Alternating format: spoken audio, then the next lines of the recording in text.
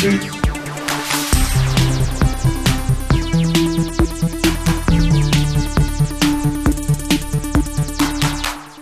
everyone, welcome to GameFace, episode 291 on Sifted Games at Sifted.net. I'm Shane Satterfield, your host for the show, and alongside me is Matt Kyle. What's going on, Matt?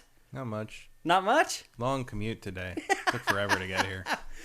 Welcome to our new home, at least for now. While we look for a new studio that we can afford, we are back in Matt's house, but obviously in a different location in the house than we did the show before. How long ago was that now that we did the show? 3 years maybe here? Something like that? Yeah, that was like, I think we did, it ended in like, what, mid-2019?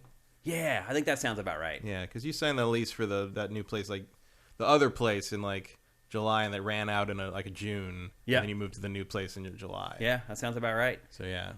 What do you guys think? We did our best that we could. I think it looks pretty great. Looks all right. If the closet door wasn't back here, Yeah. you wouldn't be able to tell that we're in a house. Yep.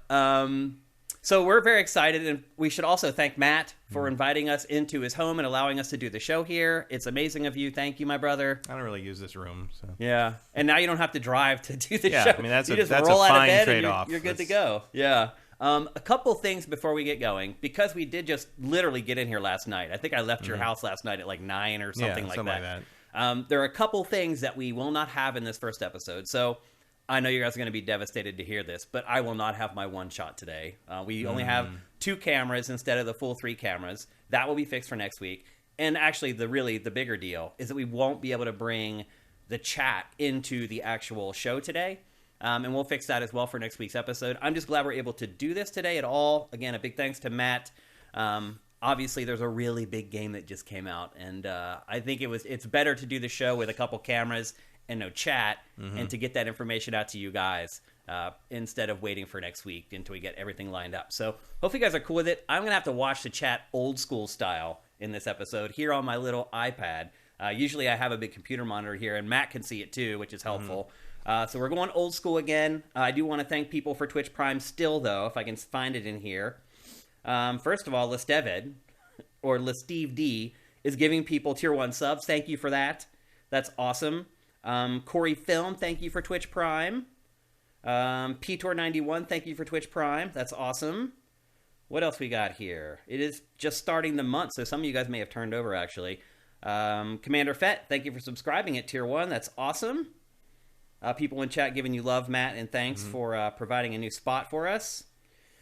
And Vincent says you can still see the chat. We can, but again, it's on an iPad. So I won't be able to pay as close attention to it as I have been for the last, year or something like that.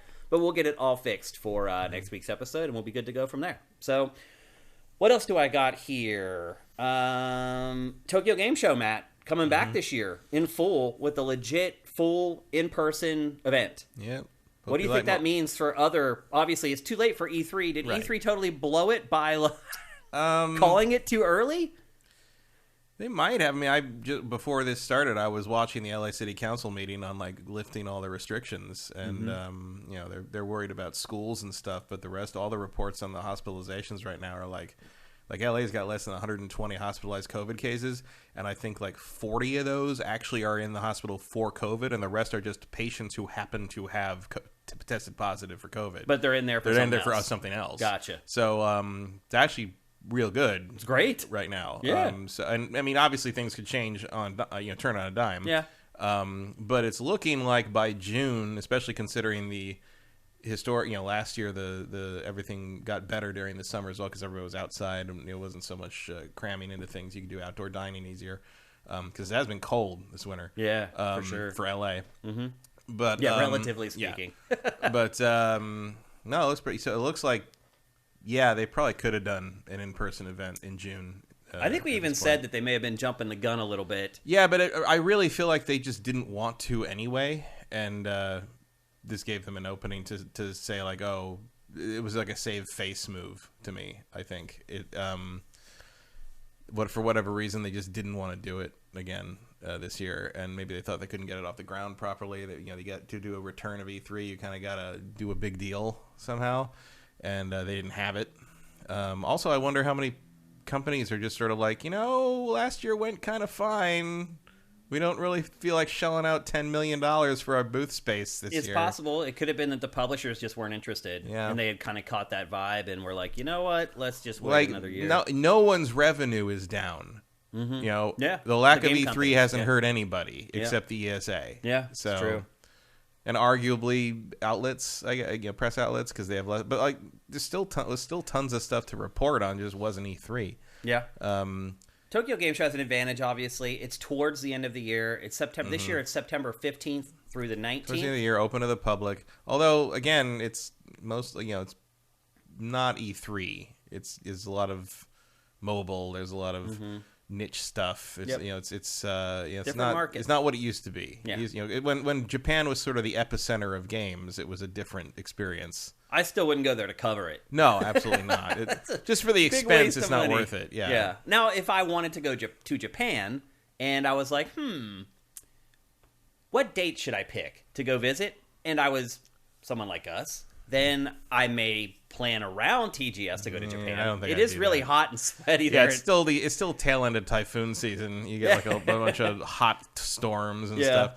I would go for the Cherry Blossom festival myself. Anytime is a good time. Because I've never been there except during TGS, so I'm kind of seen it. I was there for a documentary that I shot, and that was, I'm trying to remember. I think it was in early June. It was hot. Yeah, it was blistering hot there. Anytime's a good time to go to Japan. Mm-hmm. It's an amazing country. But if you're a big gamer and you want to pick a time, it is hot there in September still, believe it or not. But it is probably the ideal date. It's probably flights are cheaper then too for the most part because it's not really the vacation season, blah, blah, blah. What do you think is going to happen with Gamescom?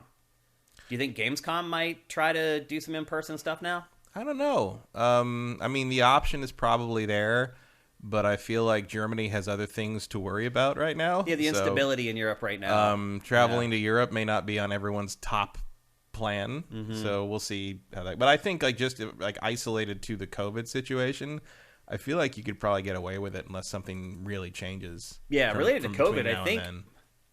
I hate to jinx anything, and I don't believe in jinxes anyway, but it seems like I wish we had that kind of power over things. I wish something I could say would change how reality works. That would be amazing, but no. It's so funny how people believe in that stuff, jinxes and things. Like all my friends who are sports fans, they're like, don't say that. It's like, you really think what I said is going to have an impact on whether the 76ers win a basketball game? People mad at me for suggesting things like, oh, this could happen. Like, you're going to jinx. I'm like, no, I'm not.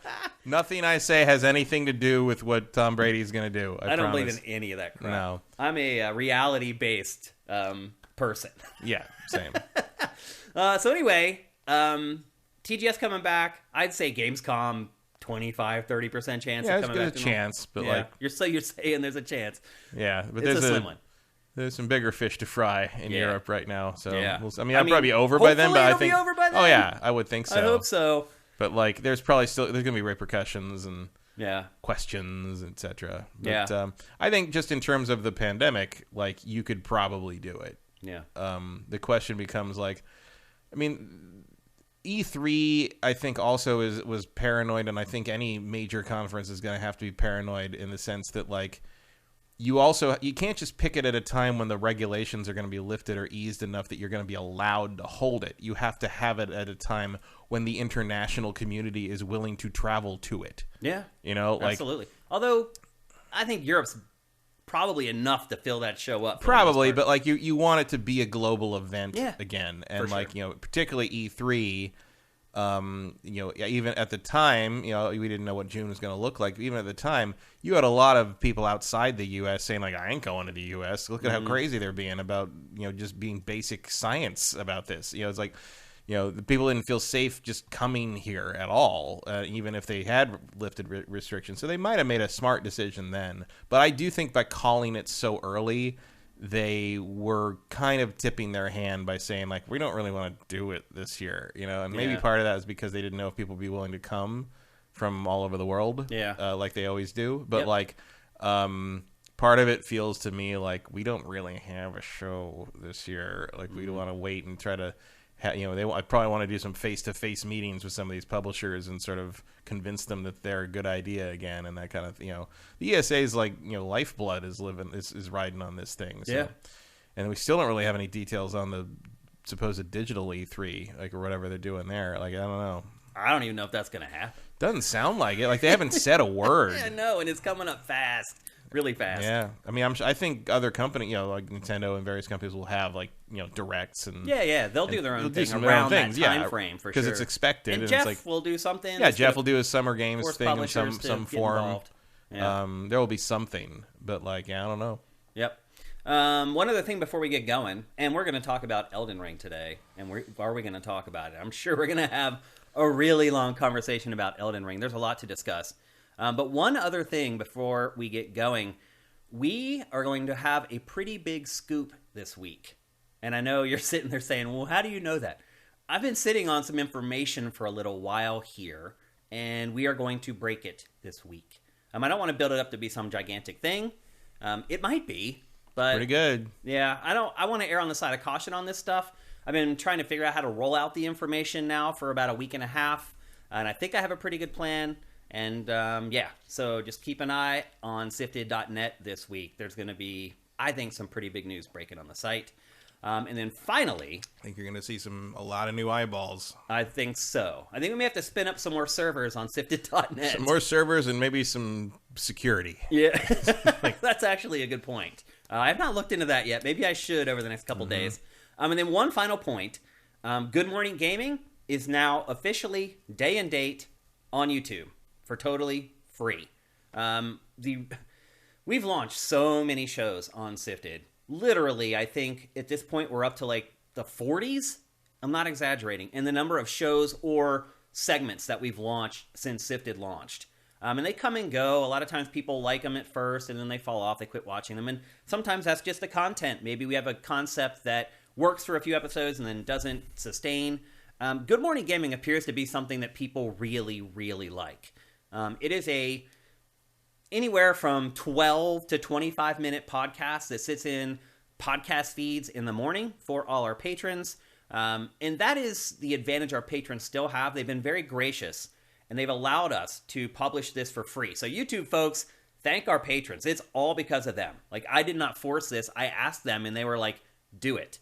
But they still have an advantage. They get the podcast, Good Morning Gaming, in their podcast feeds every morning. And that is the way the show is meant to be consumed. The idea is you wake up in the morning, you're taking a shower, you're driving to work, you're riding the train, and you listen to it. And it prepares you for your day. And I try to keep everything upbeat for the most part, so that it energizes you and gets you into your day. So it's the ideal way to consume Good Morning Gaming is to be a patron and consume it in a podcast feed. However, we did want to give it to people for free on our YouTube channel, and our patrons have obliged. So we've now had the first 2 episodes live on YouTube at the same exact moment that it goes to our patrons, and that is going to continue. Last night's episode, I don't know how I got it done. I left here at like 9 and hadn't done anything, and the show went up around like 11:45. So it took me 20-some minutes to get home from here. I did that whole episode, everything told, in like a little over 2 hours. So, again, big deal for us. This is the first show we have ever released at the exact same time for our YouTube audience. So I hope you guys like it. Yesterday's episode, today's episode actually, got a ton of comments on YouTube, relatively speaking for us.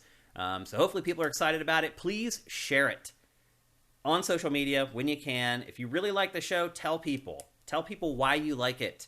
It can make a big difference for us. And while you're at it, if you're listening to this show on any of the podcast service, give us a review. If you can't afford to contribute, at patreon.com/sifted. All this stuff helps. So if you're broke, and I've been there, and you're trying to figure out a way to help us, help Sifted, social media sharing is great. Twitch Prime is great. A lot of you guys are already doing that. There's ways that you can help us without spending a penny, and we appreciate it very, very much. So with that, it's time to talk about one of the biggest games of 2022. We're going to talk about... Apparently the game of the year 2022. We'll get to that. According to some people who haven't played all the other games of 2022 yet. Yeah, we'll get to that. Actually, before we go, I do want to thank other people for Twitch Prime. Derek D111, Norris Nessie 94, Fire Native. Thank all you guys. Mitch Sakor, thank you for Twitch Prime. Rosencrantz, thank you for sharing all the subs. Sorry about Guildenstern. Okay, we're good. All right. So I want to do this discussion kind of how we did Horizon Forbidden West last week. I want to try to keep it structured so that we make sure we hit everything. And I did see the comments on the show last week. People could tell. They were like, this was the most in-depth discussion on Horizon Forbidden West. And that's because I made sure that we went doink, doink, doink through all the different elements of any game.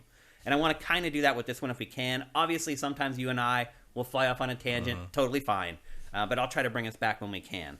Elden Ring, is it still sitting at a 9.7? Last I saw, I am. So one of the highest reviewed games of all time. It's second highest of all time as far as I remember. It's up there with Breath of the Wild, Ocarina of Time. What other games are up there? Breath of the Wild, Ocarina of Time, I think GTA 5. Mario 64 is up there. Super Mario Odyssey 1 or 2 maybe? Odyssey's up there, yeah. Galaxy's up there. I'm sorry, I meant Galaxy actually. Yeah. Is 1 higher than 2? Yes. Because 2 is way better. I agree, but one reviewed better. Okay. So it is on the upper echelon of all video game releases ever. Yep. Let's talk about, again, we're going to do this in a structured way. Let's talk about the story first. Now, the story wasn't actually written by George R.R. Martin. No, he created like the world. Yeah, he created basically the world Bible, like the story Bible, basically. Which is funny because like it's just Dark Souls again, like with the words find replace. Like it feels like they didn't have Martin write a backstory for it so much as they just played Dark Souls Mad Libs with him. Yeah, instead of like fire, it's grace. Yeah, instead of like souls, it's shards from a ring. Instead of instead of a dark soul, it's a gold ring. It's like it's all the same thing. Same premise. Yeah, and there's even hints in it that it's in the same universe. I didn't pick up on various that. Characters are referenced here and there. As one of them is a repeat from another game. Like, what about the Dung Eater? Is he from another game? I don't know about that. But but those could be Easter eggs or they could be lore. I don't know. Like I haven't seen anyone do a 2-hour lore dissection video yet, so I'm sure they'll be coming later. Everyone's still playing the game. Yeah. But like eventually the right now it's the gameplay people who are like, the center stage, and eventually the lore people will come in and sort of dissect things and make 2-hour like Elden Ring explained videos and things like that. So right now it's just I'm not a huge proponent of the stories of these games. Mad taint. Like like the intro stuff does have some Martin to it. But the shattering, it's like okay, like it takes itself really seriously. That's for sure. The story sections do. The main game has a lot more levity to it in places. This woman who puts her own arm back on. It's if you didn't tell me George R.R. Martin was involved in this, I would never know. Yeah. Like it's not there's no pedigree there that's clear to see. That's for sure. Not at all. Like I'm sure he did like 3 days of work and gave them some suggestions and was that's paid about a big chunk of money. They paid a lot of money to have his name on it. So it worked. It helped draw my interest to the game. And it helped draw a lot of people's eyes on it. I've certainly had people ask me about this game who otherwise have never bothered with any kind of Dark Souls from anything. Because they're wondering if they'll ever see anything from George R.R. Martin saw his name ever again. And I kind of had to explain, like, those games that I showed you that you never wanted to play because they looked so difficult? And they're like, yeah. I'm like, it's just that. That's again. it. It's that again. It's if you didn't, there's some people I've seen that haven't gotten into a Souls game before that really like this one, but like, I don't know how much that says about Elden Ring so much as just like that everyone's going to have a slightly different entryway into this subgenre. In the same way that my entryway was Dark Souls too. Like I played Demon Souls and Dark Souls, and then I didn't like them. I bounced off them. And then I played Dark Souls 2, and halfway through that game, it clicked. And I'm like, oh, I get it. I understand now. And then I went back to Demon Souls and Dark Souls, and I loved them. So, like, you never know what is going to be the thing that finally gets you over that hump. And for some people, I'm sure the fact that you can hit a wall in this game and then just turn around and go fuck off for 15 hours is probably a really good thing, It's certainly what I did. Yeah. We'll get into all that stuff. So I think that, like... I think Martin got more eyeballs on it that otherwise would not have been on it. Like that was really, and that was mission accomplished. Like that's the whole point of involving him in this. Yeah, it worked. And not to disparage the story. I like the story. It's the basic fine. story is the Elden Ring has been shattered into 8 pieces or something. Oh, more every single piece of currency you pick up is a part of that ring. Like that was a big ring, apparently. Oh, I thought it was just like 8 pieces or whatever. Those are the great runes are like the main pieces that each of the big bosses, the Shard Masters, have, which are just Lords of Cinder by another name. Mm-hmm. But like it's instead of getting great souls, you're getting great runes. Instead, it's all the same fucking thing. And the idea is to go and kill the bosses, collect the shards, and then you bring them back, and then you form the thing, and it lets you through in the final area, and then you fight the big things in there, and then like that's the end. And you probably have to make a choice about whether to be horrible or slightly less horrible, and then we'll have to wait until the next game to find out which one's canon. Yeah. So, the story is not particularly prevalent in the game. No, they never are. Like the stories in these games are there if you want them and there if you want to find them. Like Dark Souls stories are mostly told through scraps of paper you find, and you can go to the wiki and find all this detailed information about stuff. Then I pieced all this together out of like 4 memos you find in like hidden places in the back of Blight Town, and like 2 speeches given by 2 characters you might not even talk to enough to get that bit of dialogue out of. Yeah. And like that's where it is. If you don't care about the story, you never really have to engage with it. There are no real like cinematics that move the story forward. I mean, I haven't found any yet. I mean, there's like some scenes when you arrive in places. Early in the game, you see like some what could be termed cutscenes. Like bosses will taunt you or whatever. They'll talk to you. There's more talking in this in terms of like bosses like actually having dialogue with you before you fight them. Mm-hmm.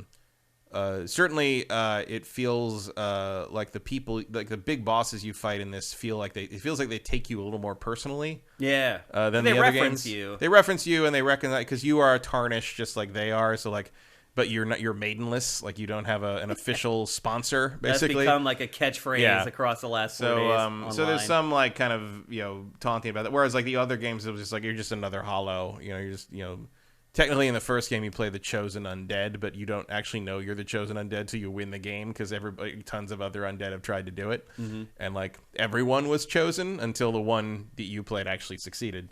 So like you're not really an important anything, and you're not a luminary in this or anything, but you are part of like this special class. You're just sort of like a low, an impossible underdog. You run into other people who are doing the same thing you are. Yeah, there's a bunch of other characters that are like also tarnished or doing their own thing. Like, you slowly sort of build this little like network of people like back at this home base area. And like it's just like it's Dark Souls. Just like everything. It's just Dark Souls. Fire Native just said in chat, and there's jokes like this have been flying for the last 4 days. I have a maiden, but you wouldn't know her. She goes to a different school. Yeah. Well, then even the maiden you get like admits later that she's not a maiden, but she can be one like for the purposes of what you're doing, which is like, okay, what the hell is this girl's like deal? It's just another silly thing. There's that kind usual of Dark Souls thing where it's just like everybody's mysterious. What could there's... it mean? Everyone's so sad. This is like I mean, most of the storytelling is done in these, I would argue, poorly done real-time cinematics where the characters just have a flappy jaw. They don't even like create like the facial animation to match the voiceover. Yeah, the mouths just flap, and whether there's voice happening or not, the presentation has not changed or improved in that regard since 2010. Basically, like it's. There's nothing. I mean, part of that is I'm sure just like having to localize it. You don't want to go through the problem of that. There's a couple of characters, a mysterious number of characters with masks on. Yeah, because they don't have to animate doing the facial animation. And there's things where it's like there's giant creatures you run into that you talk to, and like they don't even make the mouths move on them. Like they don't even try. Yeah. Like that could And there's one thing that we know, like God of War did stuff like that, where like giant things move their that's a cool thing. It's work. Yeah, it is that work. They decided not to do. Yeah. 10 out of 10. But we'll get to that. Like there was a cutscene. There's a little bit. There's some early on. Then they stop, and I'm sure there's some at the end. Probably. Like, yeah. 80 hours later. In the middle, there's not much. That's for sure. No. Like the game is the thing. As soon as you kind of get the setup out of the way. Yep. And I would argue too that the story is kind of non-existent, and then when it does appear, it's not great. Like there's a one scene where this woman's just like, let me hold you, and I'm just like, what the F? Yeah, well, there's a story behind why she does that. If you go back to her and talk to her again, which is kind of interesting. Also, I just found this out. So she gives you like some kind of blessing thing, and you can use it to get like a buff or something. But it sits in your if you don't use that, it sits in your inventory and lowers your health by 5%. What? I've been playing with 5% less health for 50 hours because I didn't realize that. I mean, so if you get hugged by that woman. Use the thing she gives you, or you have less health. I have not used that. So yeah, go use that again. There's so many things in this game that are like that, where it's just like you just don't know. Yeah, well, that's their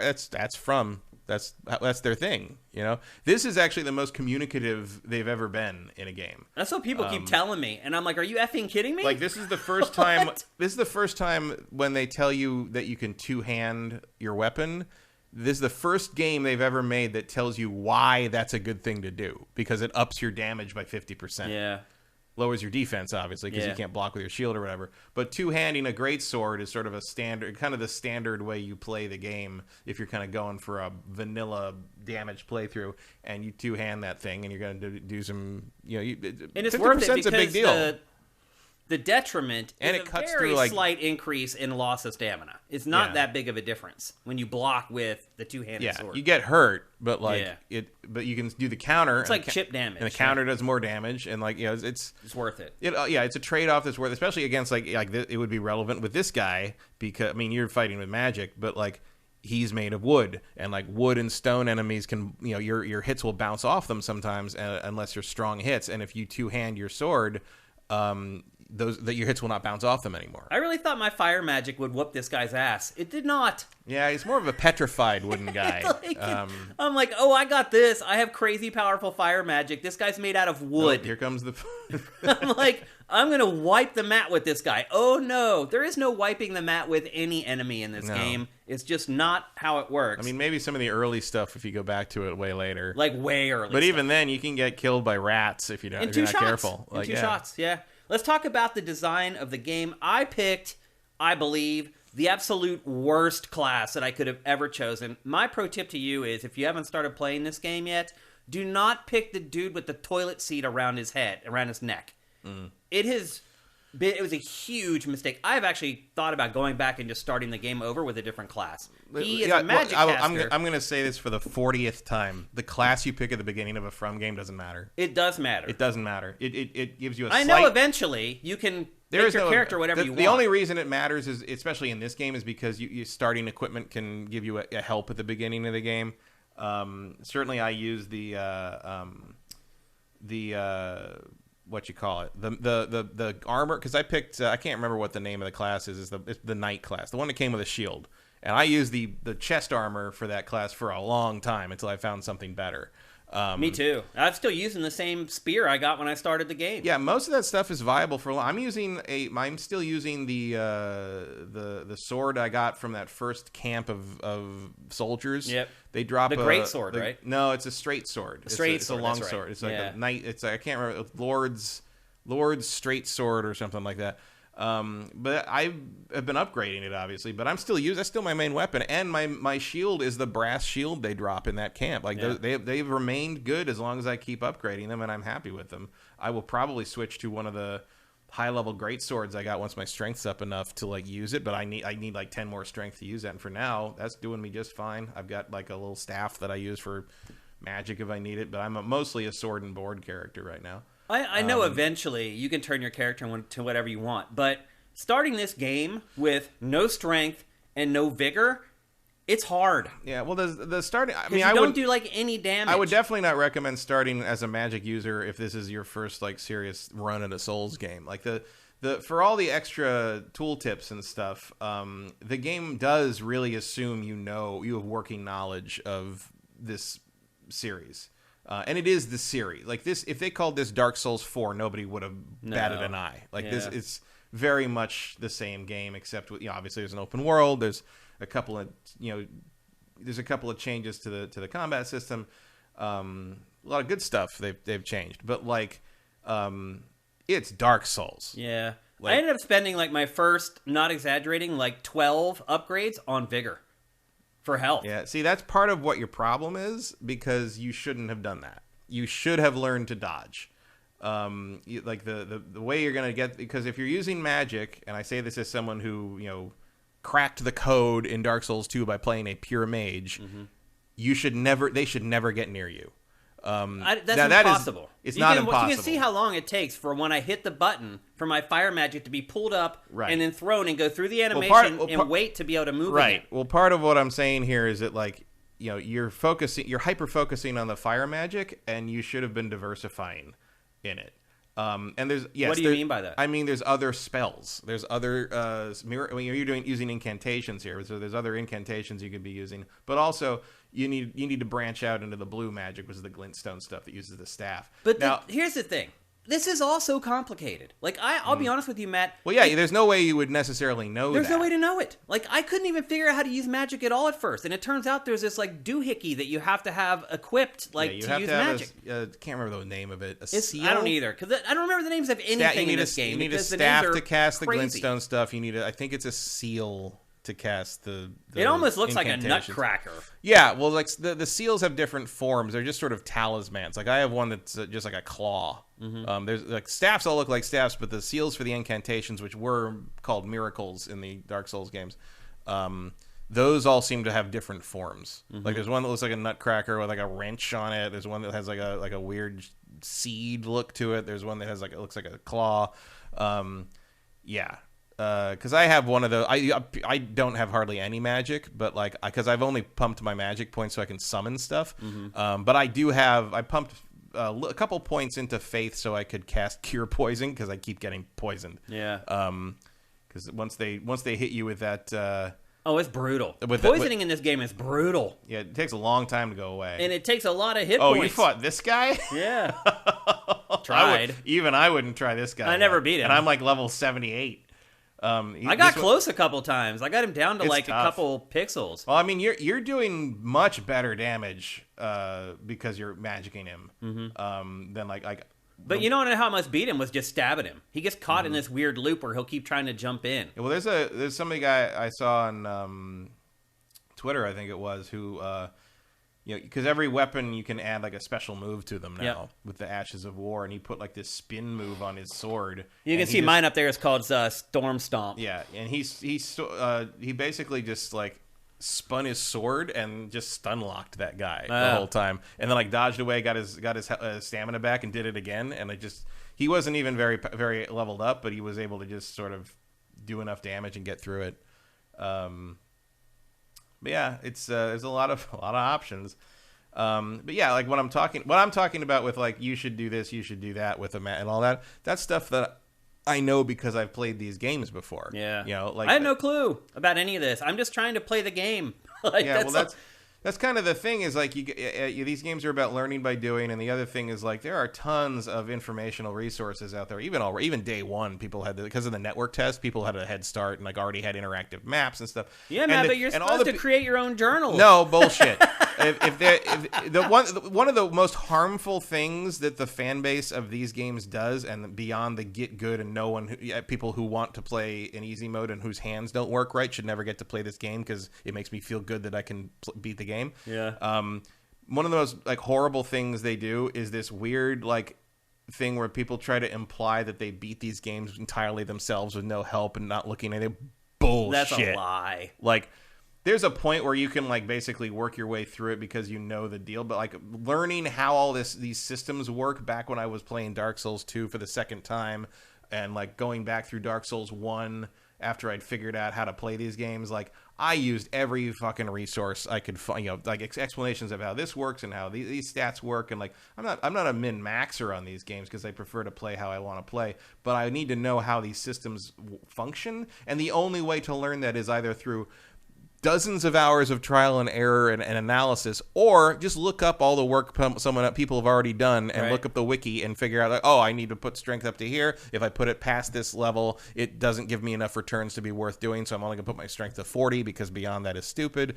And that's how it goes. You got to learn stuff like that. Like, certain things like the game doesn't teach you that stuff. No, just playing you just have to look at it and kind of intuit it, or know it from previous games and how From makes their stuff. Like, once you hit, there's you hit certain points where I'm like, okay, I'm pumping points into this stat because I want to up it so I can have enough FP to cast this summon. But then I'll hit a point where like, when I go to the level up on that, a bunch of my defense goes up. So that means that this overall character level, not the level of that stat, but that overall character level I'm hitting does a big defense buff, and I do want more defense. So sometimes I've gone back down and instead of continuing to put stuff into like the stat I'm working on, I put it in strength because I'm like, what, I want to, because that'll boost my defense too. Yeah. And I want to boost all my defense at once just because like I feel like I'm getting hit too much. So like I'll do that sometimes and not focus on what I'm supposed to be focusing on. I think it's a big disadvantage to starting with a mage, is that your strength and your vigor are so low that your attack and your defense is just pathetic for the first like 10 hours of the game.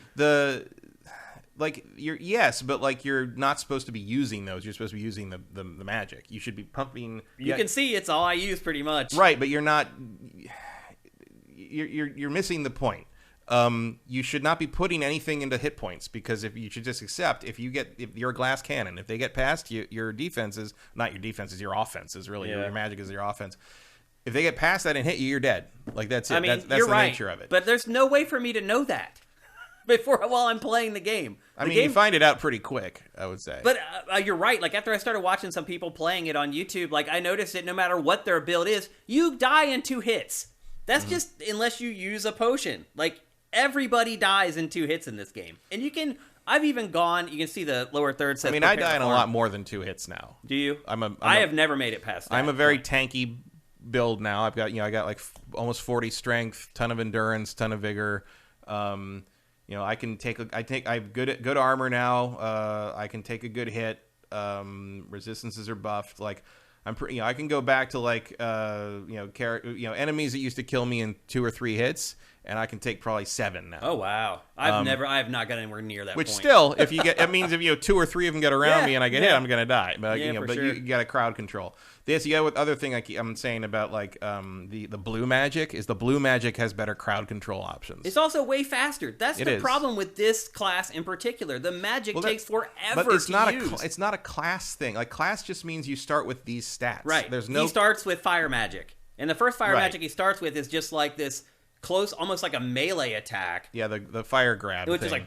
Which is not, that's a terrible spell. And so I went and bought, and I'm like, okay, I'm going to get fire projectiles. And it's like, you can see the damage that it does. No, it's good damage. But it takes forever to fire off a spell. Yeah, high damage usually means longer windup. Yeah. That's true of melee, too. I mean, what I've really discovered playing this game is that a lot of this game is figuring out if you can do stuff before you run out of time to do it. At least for my class. It's like learning this mental clock of, okay, this is how long it takes for me to fire off one of my fireballs. This is how long I'm going to spend jabbing with my spear before I can pull it back and I'm ready to block or whatever. That, to me, is a big part of this game, is managing time. For me, it is, anyway. Mm-hmm. Let's talk about the open world.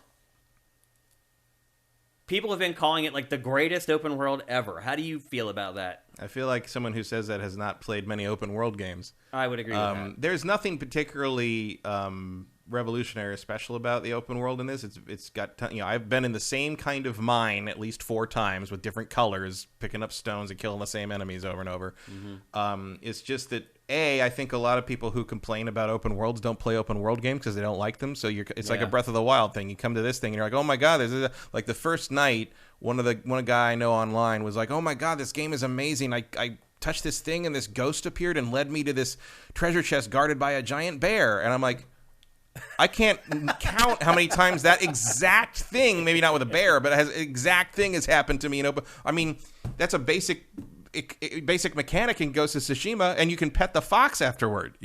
So there's a lot of like part of it is execution, I guess. Like because early on, to be honest, early on I didn't like this game at all. Yeah. Like I thought it was empty and boring, and like the first place they direct you to go to, the castle, like you fight your way through, and it's just Dark Souls. Like you can't summon your horse because in like areas like that, like you can't bring your horse in because you're only going to do that in the open areas. Like you're fighting through brick hallways against like soldiers that can gang up on you all the time. And I'm just like, I've done this 4 times already. Like I stopped playing Horizon for this, you know, you get to a couple, you know, the first, you know, major fight, Marg, whatever. He's real hard because early on, you know, you're early on. It's early Grit or something. Mac Ritter, that guy. You know, the guy who's trying to stop you. I hate him. You can actually get around him. I hate him. There's actually a way around him if you want, but I didn't find it at the time. It took me a long time because like he can close distance like that. And you're weak. You're still pretty weak. Game. And yeah, so basically I memorized all his stuff and I summoned my wolves and I eventually beat him. And then I moved on through the castle, got to the first, you know, shard master, shard keeper, ball, whatever the Lord of Cinder. Yeah. It's all the same thing. I fought him, and I'm just like, it was just one of those things where like I played enough of these games, I'm like, okay, I can't beat this guy. Yeah. Like, or not right now. So the one advantage that Elden Ring has, and I think that when people say it's the most accessible one, this is probably what they mean. Is I turned around and left. And just like went out into the world and was like, I'm going to see what's out here, I guess. And eventually I found, you know, it's real mean that they put that guy right in your way when you first get into the world. A lot of casual players have quit because of him. Yeah. There's also, I love going through there and it's just blood stains everywhere. It's just everyone's died. But so I just like fucked off into the world and I didn't intend, but I found this cave. I'm like, okay, this cave is more manageable. I get through here. Okay, I found a cool summon. I go, and eventually I learned like, okay, the interesting stuff in the world is not really on top of the world. You have to find holes and caves and buildings with stairs and elevators and things. So they're all in there, and like it's interesting. It is interesting, sort of the way Arkham City did it, where like it doesn't look like anything's necessarily there, but if you find the way in, it's like, oh, there's like a whole dungeon here. There's a whole like little mini Dark Souls here, and the one downside is that I think a lot of times I didn't feel the reward was proportionate to the effort it took to get to it. I agree with that a million times. In general with this game, I never feel like the rewards are worth it. And I've seen a couple of them have been real good, but you know, I'm still using that sword. And I'm just like, I've gotten so many weapons, and I'm just like, not better than what I got, even if I upgrade it. You know, I'm still using the same spear I started the game with. I've only had one new armor set in the whole time. I just upgraded my armor to something better because I was able sense to actually because I was finally able to pump my endurance up to get to not have a heavy load when I had the new armor up. So I'm sporting some pretty nice plate armor at this point. But yeah, like you know, and I've seen people try to pass that off as like, well, if everything's great, then you won't know how real great things are. So some stuff has to be unrewarding or have nothing at the end of it. I'm like, go fuck yourself. Come on. Like, it feels to me like the open world has either been created intentionally with less is more, or just that's all From Software could manage less is more. Because like you take over encampments, you get nothing. You'll literally get like some little doodad or whatever.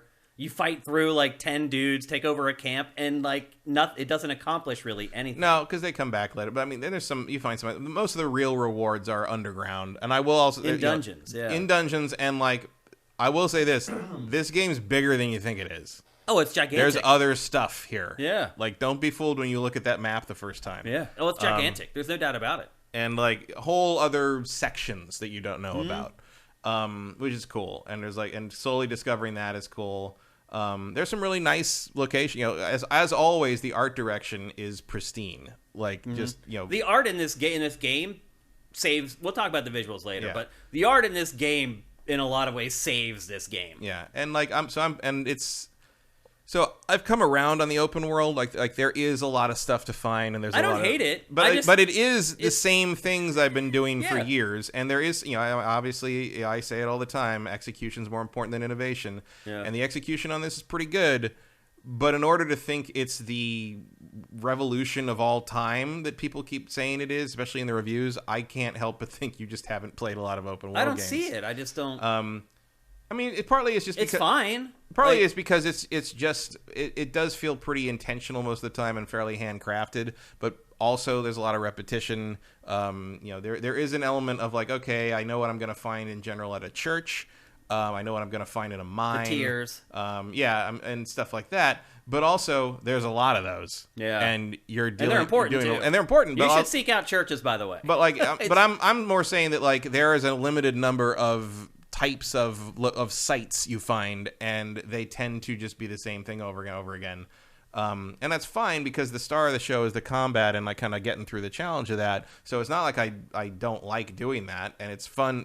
Like I said, I've been through like 4 or 5 mines. That the only difference was the color of the walls, but like and the HP of the enemies. But like, but on the same time, I don't mind it so much because like what I'm being rewarded with in those mines are actually useful because they're blacksmithing upgrade items. So that's a good. I'll repeat myself for the sake of having stronger weapons. But it's just like it's a well executed open world, and I love the fact that it's so big and expansive that like if I don't feel like I can handle the current mandatory story thing, I can disappear into that world. I disappeared into that world for like 10 hours, and I was like level 40 by the time I went back to try that boss again. And I'll tell you, I had found every sacred tier I could find. I had upgraded my flasks. I'd upgraded my number of flasks. I had gotten better summons. I'd pumped everything up as best I could. I was doing really well. I was like, I'm just mowing through everything I find in the open world. I gotta be ready to go back. And I went back to fight that guy, and I did win. But I was out of flasks, and I had 3 HP left, and I beat him with one last desperation swing because I knew one more hit would kill him, and I didn't know if I'd survive whatever the next thing he threw at me. Yeah. So I agree with that 1,000%. Like you can see, the lower third, prepare to farm. Mm-hmm. I have spent probably 80% of my time playing this game farming, fighting the same enemies over and over and over again. And just like you, I will get to a boss, I'll fight him a handful of times, and like you, I'll say, oh, there's no way in hell I'm beating this guy. I'm way too weak. So I'm like, okay, the advantage of this game is that you can then go farm. You don't have to just keep beating your head against the wall. So I do that, and after a while, you start to learn, like, okay, where's an area where there's plenty of enemies that give me a good amount of runes, and they're not, like, crazy hard to kill. Yeah, you either want that or you want, like, one big guy who's near a grace spot. Like that giant at the beginning of that village. I go back all the time and just sit at that site of grace and just kill him. Go to the site of grace. He respawns, kill him. You see that in almost every beginner guide to this game. Go farm that giant. Yeah. But it's not... to me, it's not fun. I got really sick of fighting...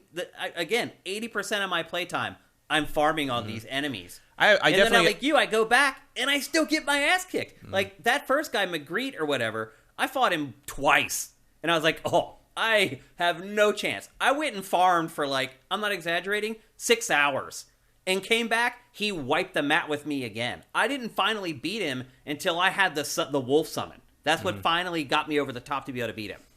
And because you should have the wolf summon when you get to him. Yeah, I did not. Because again, the game doesn't like. Because you have to go back to the church, and that girl pops up and gives you this stuff. And it if you don't know that, there's no reason to go back to the church. I was lucky to even stumble onto her. I stumbled onto that because I wanted to go back and upgrade my sword at that workbench. I was like, oh, there's a witch here. Maybe I could have done it earlier. I don't know. I just stumbled onto her, and I'm like, holy crap, where'd this girl come from? And then she gives me the ability to summon. That, I think, is triggered after you get the ability to level up. Oh, really? I think that's the first thing. But you got to go visit that place where she's hanging out there. Is it a church there that it's she's the at? First church, yeah. But like, I mean, most people I think are going to end up back there because they want to upgrade their weapon. Yeah. And that's how I saw her. I don't even remember how if you don't do that, you will still get that stuff later and be able to buy the summon bell later. Like, there's a way around that. But most people, I think, are going to accidentally run into her. But I think probably all told, I probably farmed 8 or 9 hours total to go back and beat him. Yeah, I haven't really farmed much. I've mostly, there's a section that I won't get into that's way up in the northeast that I found these enemies that, like, they're not easy. You saw them yesterday. They can one-shot me still. But I can sneak up on them and generally kill them before they can touch me, and they all give like over 1,000 each. So I've done a couple levels when I just need to get my like FP up to a certain point to like summon something or whatever. I'm just gonna kill these guys over and over again until I can do that. But generally, I've leveled up pretty naturally just by wandering around the world. Well, I think to your point, you're talking about earlier how I should not have been putting my points in vigor. I had no idea. I'm just like, okay, he's wiping me out in sometimes one hit. Yeah. Well, so like, is this you? No, this is me. This is from the network test. Oh, okay. So this is old footage. Okay. Because I was going to say, you have a gigantic health bar for a mage. Yeah, this is from the network test. Okay. The beta or whatever. So I've spent a ton of time farming. So did this started you as with those stats or something? Yeah. Yeah, okay, because you got a lot of magic. Yeah. This is how you started whenever Okay. I didn't play the network test, so. Yeah. Yeah, you start substantially weaker than that, no matter who you pick. Oh yeah, for sure. Yeah. In the main game. It was smart for the network test. Oh yeah. I mean, you don't want people to like have to do all that. But I would farm and I go back and I did not feel any more powerful or any more durable. I ultimately was like, you know what? I just have to memorize this enemy and not get hit once. That's how I feel like playing as a mage. I mean, even to make people progress, you just can't get hit. That's exactly what I said. If you're a mage, you cannot get hit. Basically, you got to be perfect. You got to be perfect at dodge rolling. And that's what I had to do in Dark Souls 2. And the learning that skill has been essential for every other game of this type I've ever played. And I'm glad I learned through that. And then I had to come to the shield blocking stuff later when I went back. When actually playing Dark Souls 3 is how I learned to do the shield stuff more.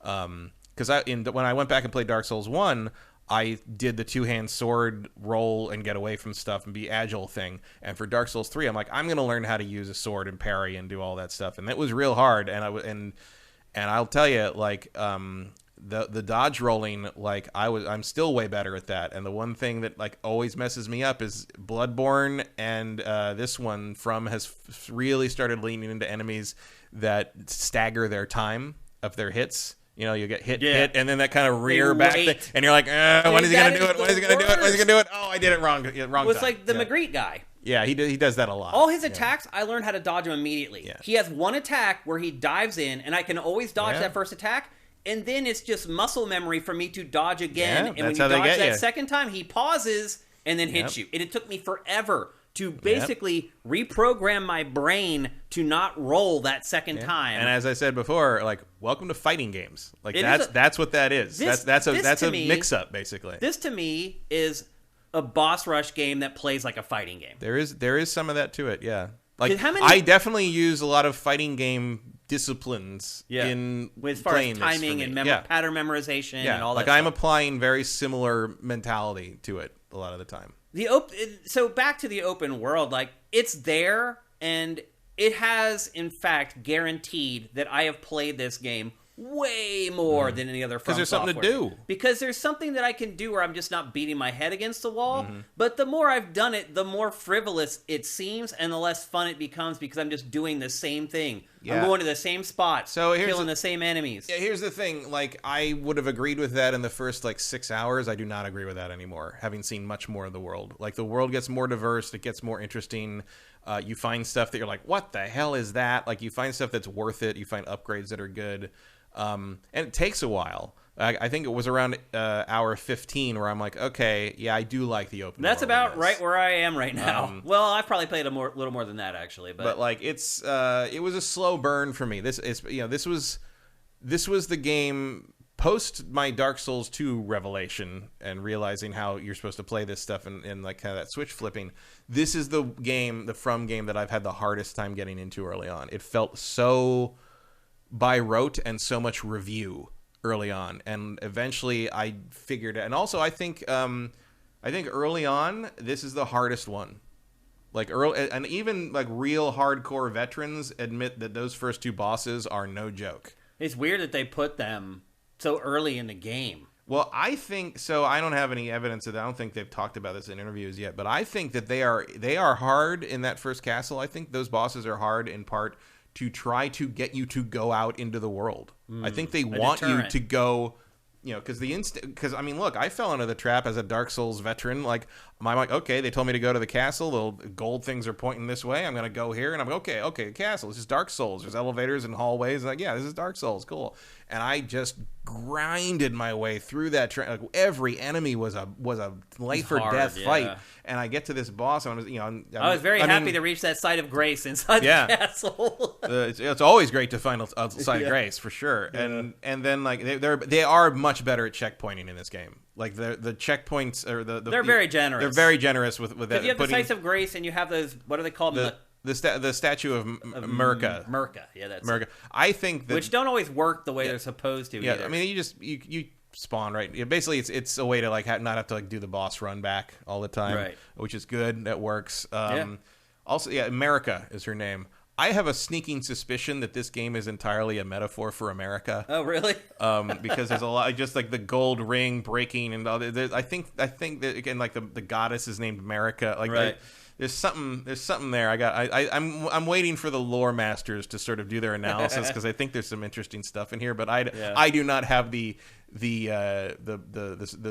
attention span to find it. I've been listening to some like kind of summaries of Dark Souls stories and lore and stuff while I've been open worlding, like until I have to talk to someone. I basically just like play with the sound low and listen to like a podcast about Dark Souls or whatever, just sort of like review. And I gotta say, like, all the talk about this lord and that king and his kingdoms, like, there's a bunch of times I just turn to the computer and I just go, who fucking cares? I don't understand why people give a shit. Like, I get that all this stuff is in there to find, but I'm like, who cares? Like, it's such... And like one of the I think it's Vati Vidya is one of the YouTubers, and he does great video. Like, his production value is great. He's actually got a really soothing voice. Like, he's one of the best ones, and he has some really good beginner stuff for Elden Ring. If you go and watch that, like, they're great early guides. His network test videos were great. He dug into everything and tried it all these different ways. He's very thorough and very great, and his lore videos are really good. But he's got like some of his like little lore deep dives are called, instead of Prepare to Die, which was the tagline for Dark Souls, as Prepare to Farm. It was prepare to cry, because everything's so tragic, and I'm just like, this is melodramatic garbage. Like, it's just cartoon shit. Well, as Marcus Beer would say, wank. It's a bunch of wank. It is. And that's why I say, like, not that George R. R. Martin is immune to wank, but none of this has his nuance to it. Yeah, it's just it's fine. But it's just the same thing again. It kept making me think about Destiny, where like Destiny kind of felt like Halo with like the names changed for everything's got a weird proper noun. And it's like the Tower, the Darkness, the Guardians, the Shadow. It's like okay, everything's like. Everything's capitalized, so it's important. Like, there's a lot of that in this where it's just like, okay, and it's not soul. I still call them souls, not shards. It's like, it doesn't matter. They're not bonfires. They're states. There's sites of grace. They're like, it's just like, okay. There's a lot of replacing going on here for sure. So I don't really understand the angle of that as being such a draw, because I feel like it feels like review, and that was one of the things that was hard early on. But there's little things like, these guys are cool. Like, they drag that cart like halfway across the damn continent. Yeah. Like, it's like you see them later, like way across the map. And that's a fun thing where, like, early on when I'd see those guys, I'm just like, nope. Like, and like a couple days ago, I got there. I'm like, you know what? I'm gonna kill you fuckers because I can do it now. Well, there's a whole caravan with them too. There's other guys. I haven't fought that caravan. This guy's awesome. Kind of dangerous, but let's talk about the gameplay. One thing that I finally discovered after I've tried almost every From Software game, I think I did not try Dark Souls 3. I think that's the only one I didn't even like put a little bit of time into. And somehow I have never discovered this in all my time, and I finally figured out why these games have frustrated me so much. And it's because you cannot cancel animations. So all these years I've been playing these games, and I'm like, I freaking blocked. Why won't it block? It's because I had attacked, and it won't cancel the attack to block. And once I realized that, that's when I started turning the corner with this game. But I've played so many hack and slash games where you parry or you dodge, and then you dive in, and you unload as much as you can, and then you get out before you get hit. And you cannot adopt that mindset and play these games. You'll get whooped. I mean, you do move in and unload as best you can, but like the amount of you can unload, very measured. Yeah, the amount you can unload has to be very intentional. And you have to learn. You have to learn how much you can do to each enemy. Like that first boss, you can get like one hit in safely. Like you can get two, but you're gonna get tagged a couple of times if you do that. Also, the summons are key. The summons can pull aggro off you. That makes a huge difference. Yeah, early on. If anything, it just at least one of my first them. main like things was going around finding better summons, and I did in fact find a Warhawk summon that has saved my ass more times than I can count. It's not very strong. It doesn't have but it will hover there and blow wind and fire at the enemies. And like a lot of the bosses do not know how to deal with an aerial opponent, and they just keep focusing on it, and I just keep poking them in the poking them in the back of the knee, poking him and in the toe. You'll get there eventually. But anyway, once I had that revelation, the combat started making more sense. At least then I knew what I needed to do as far as like the timing of it and how it's supposed to work. Yeah, when people say that the combat in these games is very intentional, like that's what they're talking about. Yeah, I finally figured that out. You got to commit. I never said that to you because I thought it was obvious. No. I've played so many hack and slash games throughout the years. It's muscle memory for me. It's like, okay, I parried. I'm in. Brrr, hit the button as fast as I can. I mean, I guess unload as much as I can, and then, oh my gosh, they're about to attack. Get out. And most games will let you cancel that attack animation so you do get out in time. This game does not. No. If you've hit that attack button, you're going to go through that painfully long animation, and you're just a sitting duck. And it took, once I learned that, it helped a lot with me in this. You cannot overcommit in this game. And then I do have one major complaint. Although Bloodborne is easier about that. Bloodborne, you can cheat in to like the bullet counter a lot easier than you can with like. I do remember that. You actually did tell me that back when I was playing Bloodborne. Mm-hmm. You helped me with that. There is one thing about the gameplay that drives me bonkers, and maybe someone in chat will know what the remedy to this is. So, as you can see, I'm playing the mage, and so I need to not only replenish my health, I also need to replenish my magic points. Mm-hmm. And to replenish your magic points, you have to hit down on the D-pad to select, to change it from health or magic. Taking my thumb off of the left analog stick, even for the split second that it takes to tap down on the D-pad, will kill me. I have not found... So what I've been doing is taking my right hand completely off the controller, going across my hand, and tapping down on the D-pad with my right hand, which is just weird. And so I started looking through the game for a way to remedy it, and one thing I could do is I could put it to triangle, which is a modifier, but I still have to hit triangle and still hit the D-pad. And then there's no way I could do it. I'd have to take my left hand off.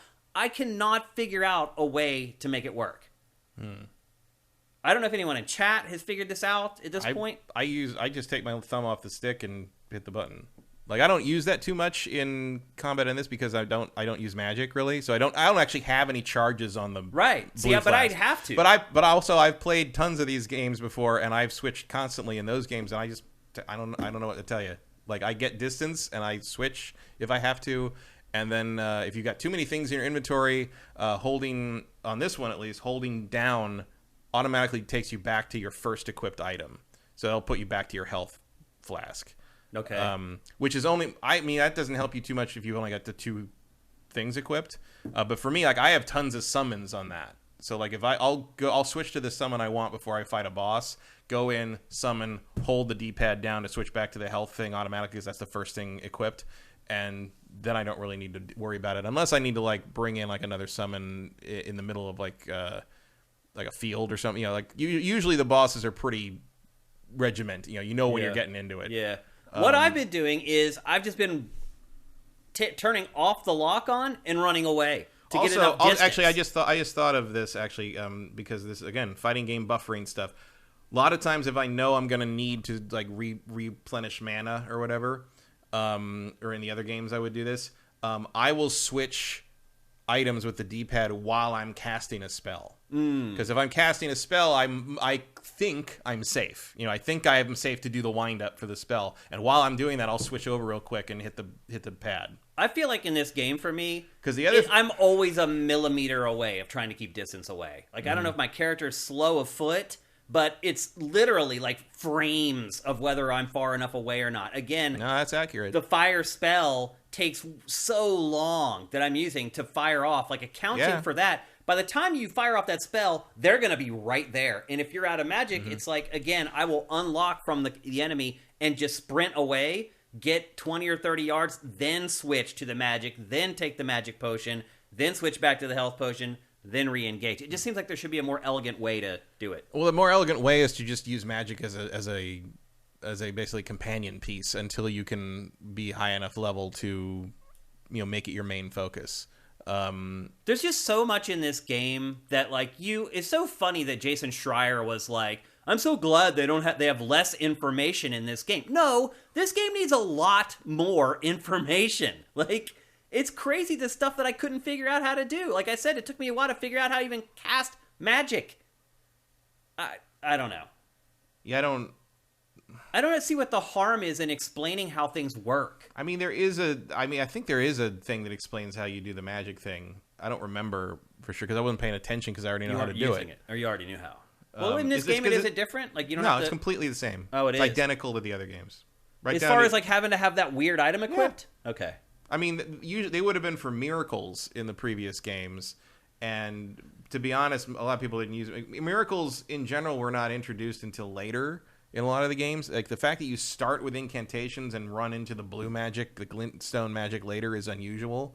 Because I think the glintstone magic is more useful in terms of sort of just battlefield magic. It appears you can fire way more quickly than you can. You can fire more quickly, and a lot of the basic glintstone pebble spell takes a sliver of FP. Like you can and it doesn't do the big damage that fireball does that you're throwing.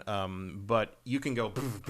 You can chip with it. Yeah, you can chip it, and also the glintstone arc is crowd control. Like it shoots this big arc of magic, and like you can hit 5 people with it if they're coming at you. Like especially early on, you got the soldiers that run at you and stuff. Yep. They bunch together. You can hit them, and like that actually is a pretty good damage spell. Like, or even early on, you could probably kill them with like 3 of those. Well, maybe I need to just completely switch. Can you respec in this game? I saw someone talk about respecking, but I don't know how to do it. I would really, really like it if I could. That would be unusual. Because I went, according to you, and you're probably right, I went way down the wrong path with my points in this game. What you can just do is start putting points in something else. I have been, but it's. But what? I feel like it's too late now. There's no such thing as too late. Strength. I've been focusing on lately. Yeah, good. But you're gonna have to switch to a weapon for that. I know, and I don't even have like I have a shield, but I don't use it.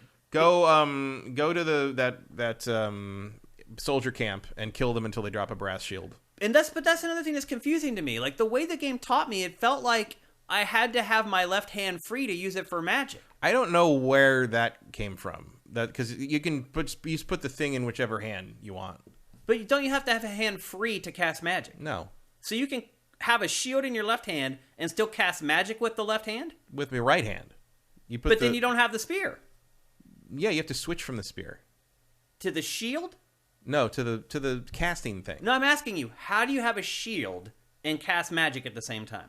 You hold the magic item in your right hand. And you lose the weapon. And I lose the... Yeah. Oh. Because the weapon... You can equip multiple things. You can only equip 2 things at a time. No, you can equip 3 things at a time. If you go to the inventory equip screen, there's 3 weapon slots and 3 shield slots. Those are left and right hand. So if you want to have your spear and, like, say, your weapon, your magic casting seal. So on mine, I have my sword, I have a magic staff, and I have a magic seal, which lets me cast those incantations like the fire thing. And then I just have my sword, my shield, because I don't use anything else in my left hand. When I want to cast magic, I hit right on the D-pad, and that switches between my 3 equipped weapons. But you still only have 2 things equipped at a time. At a single time, You're just switching what's in your hand. Yeah, I'm swapping what's in my right hand, but I always keep my shield out. Gotcha. That's what I'm saying. Okay. Unless I'm two-handing something, I always keep the shield out. It's just weird that we have to have this conversation about how to play a video game. Like, it just seems absurd. Like, the game should teach me this stuff, and, like, I just feel like if it wasn't for the internet, I would have no chance playing this game. Yeah, I mean, if it wasn't for the internet, I wouldn't know half this stuff. It's crazy. I just found out about it when I was playing. I mean, I didn't. And look, like I didn't know any of this stuff playing Dark Souls 2 to review it for Rev 3. Probably it wasn't even out there yet. No, it wasn't out. It didn't exist yet. Yeah. The summoning didn't even work. The network stuff didn't work. And like playing this, I played this like a week early, because we had the press code, and like. No one. I mean, people were playing it obviously, but I couldn't summon anyone. Well, they're not sharing information online yet because it's all embargoed as well. So there's nothing out there to help. Well, like you can't even. There aren't even people in the game. Like there's no the messages being left. The network stuff wasn't working right. And man, you don't realize how important those messages people leave are. Like just they saved my ass so both many in times. Terms of strategy and knowing what's coming up, and just in terms of sort of the atmosphere of the game. Where like. watching people argue with each other over those notes because somebody said there's a hidden door and there's no hidden door, so everybody's put like liar ahead on the thing. Well, they're like pranks, basically. Yeah, everybody calling there's a lot of pranks. Yeah, everybody calling the turtles dogs. Like, you know, there's a personality that's left there, but there's also like things that are actually like, you know, don't jump here. Like there's actually watch for the left, and like something jumps at you from the left. Like I like that. I think that's a cool. I agree. Element. I've liked that part of this series all along. It's very functional. It's a very creative way to handle network play. I like it a lot, undoubtedly. So let's talk. We've already spoken about this game for an hour. I feel like I could talk about it for another hour because there's so much in it that you have to discover by talking with other people about the game, or trial and error, or just beat your head against certainly the wall. I wouldn't consider that beating my head against the wall. I consider it learning. Learning how the counter system works. Like the one thing I do definitely that sucks. This is From Software playing. Yeah. The one thing that didn't that I thought that the tutorial did not emphasize well enough was the counter hit, where when you block something you hit R2 and you automatically do a counter hit. Like that is so integral to the combat system. And it's so easy too. It's way easier really than parrying. Easy to do. Yeah, and it does big posture because there's one of the things that the game doesn't really explain, lets you kind of figure out on your own. Which is just true of like a lot of stuff, but one of the things they borrowed a little bit from Sekiro, and this has been true in other Souls games as well, but like everybody's got a posture bar basically, and it's invisible. Bar. It's not on screen like it is in Sekiro, but like you hit someone enough with like an R2 attack, and they're gonna get stunned. And when they're stunned, you can walk up to them and hit the R1 like you would for a backstab, and just stab them with a critical in the front, and that's huge. Makes you invincible briefly. Aren't there like glowing areas that you're supposed to target? The big guys who fall down because they're so big, they usually the part you have to stab for a critical is glowing orange. And usually the eyeball. You saw that early on, eyeball or the chest or the top of the head. Like you saw earlier in that footage from Software footage where he's fighting the dragon. When the dragon went down, the eye glowed orange because that's where you had to do the critical. So the trick is like the R2 stuff, like and then the posture bar will recover over time, and so you got to keep the pressure up. So that's sort of the balance of like trying to dodge and trying to stay out of their way, but also trying to hit them as much as you can. The other thing that you learn is like the jumping in this. The jumping has iframes, has invincibility frames. So just like the roll, but the trick is you can't attack out of a roll. But you can attack with your landing from a jump. So if you can learn to jump instead of dodge roll, you can come down with an R1 attack, and that R1 attack has enhanced posture damage. A couple of those will knock somebody down, even a boss sometimes. Yeah. So learning how that worked was like a big revelation to me. And then the counter hit does big posture damage. So a couple of those will take somebody, even enemies that I have a hard time fighting, like just toe to toe. If I can get like a single counter swipe in, I know that one more light R1 hit from my weapon will stun them, and I can crit them and they will be dead. And like as opposed to a fight that would take 10 hits. And so stuff like that is really key. And some of that I can save you in a group too. One thing I will say about this that I really like is you can fight large groups of enemies in this successfully in a way you just never could in the other games. Like I've held off groups of like 10, 12 soldiers before. Wow. That's crazy. And won. And like that was simply not an option in the other games. It doesn't feel like it's an option to me in this game. Maybe I don't not, know how you did it. I'd like to see it. I mean, part of it's because it happens in the open areas, where there's room where you can kind of get around and sort of maneuver. That's how you die in this game. If it happens, caught on stuff. If it happens in a hallway or so, I actually think the camera in this is worse than it has been in tight spaces in a lot of Souls games. Like usually I'm controlling it myself, but like there have been times I just felt like completely blindsided by things I thought should have been, kind of going around the corner the right way, and it just didn't. And again, like I always say, dying in this game doesn't matter. Like you lose some souls, but whatever.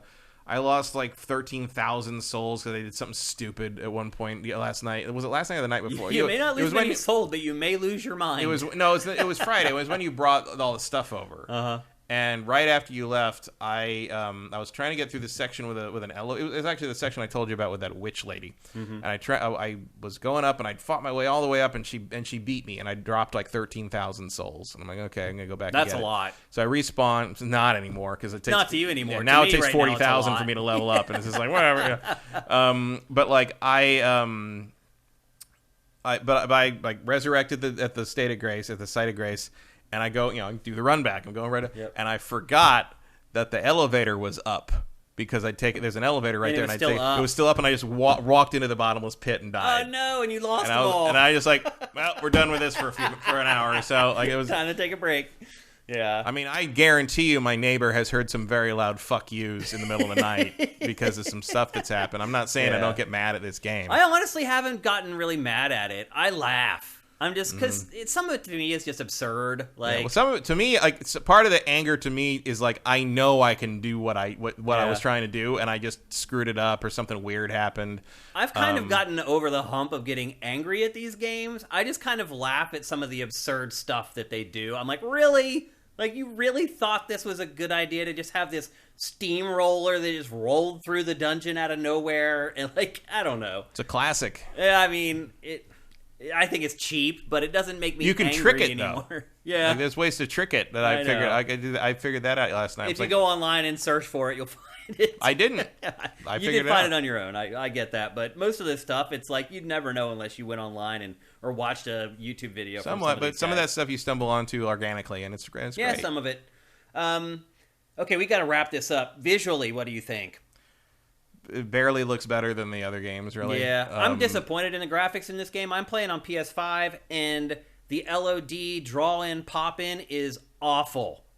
It's like if I ride the horse 50, 60 yards ahead of me, everything is drawing in. Sometimes when I come back from a site of grace, I watch the whole world just piece itself together and form in front of me. That's bad, and I know the Xbox One has a lot of trouble with that, and the frame rate on both the console ones are bad in comparison. Like, it is ridiculous that this. I mean, it's not like this game looks bad. The art direction, the art's amazing. It's pretty sharp. You know, I'm playing on PC. Yeah, it's pretty sharp, but it's ridiculous to me that doesn't run at 60. Like, Horizon Forbidden West looks like a photo half the time, and it's at 60 on performance mode. This thing can't reliably hit 45 on the same machine. Ridiculous. I agree. Ridiculous. So I've been a little disappointed. I mean, From's technical stuff has always been terrible. Like, they're great at hitboxes, and that's about it. And their art is amazing. The art's great, but like, so I'm playing this on PC. I'm playing on my 7-year-old now in May. You have a GTX 1080 in there? I have 2 Titan X's. Oh, 2 Titans. Okay. And it runs fine.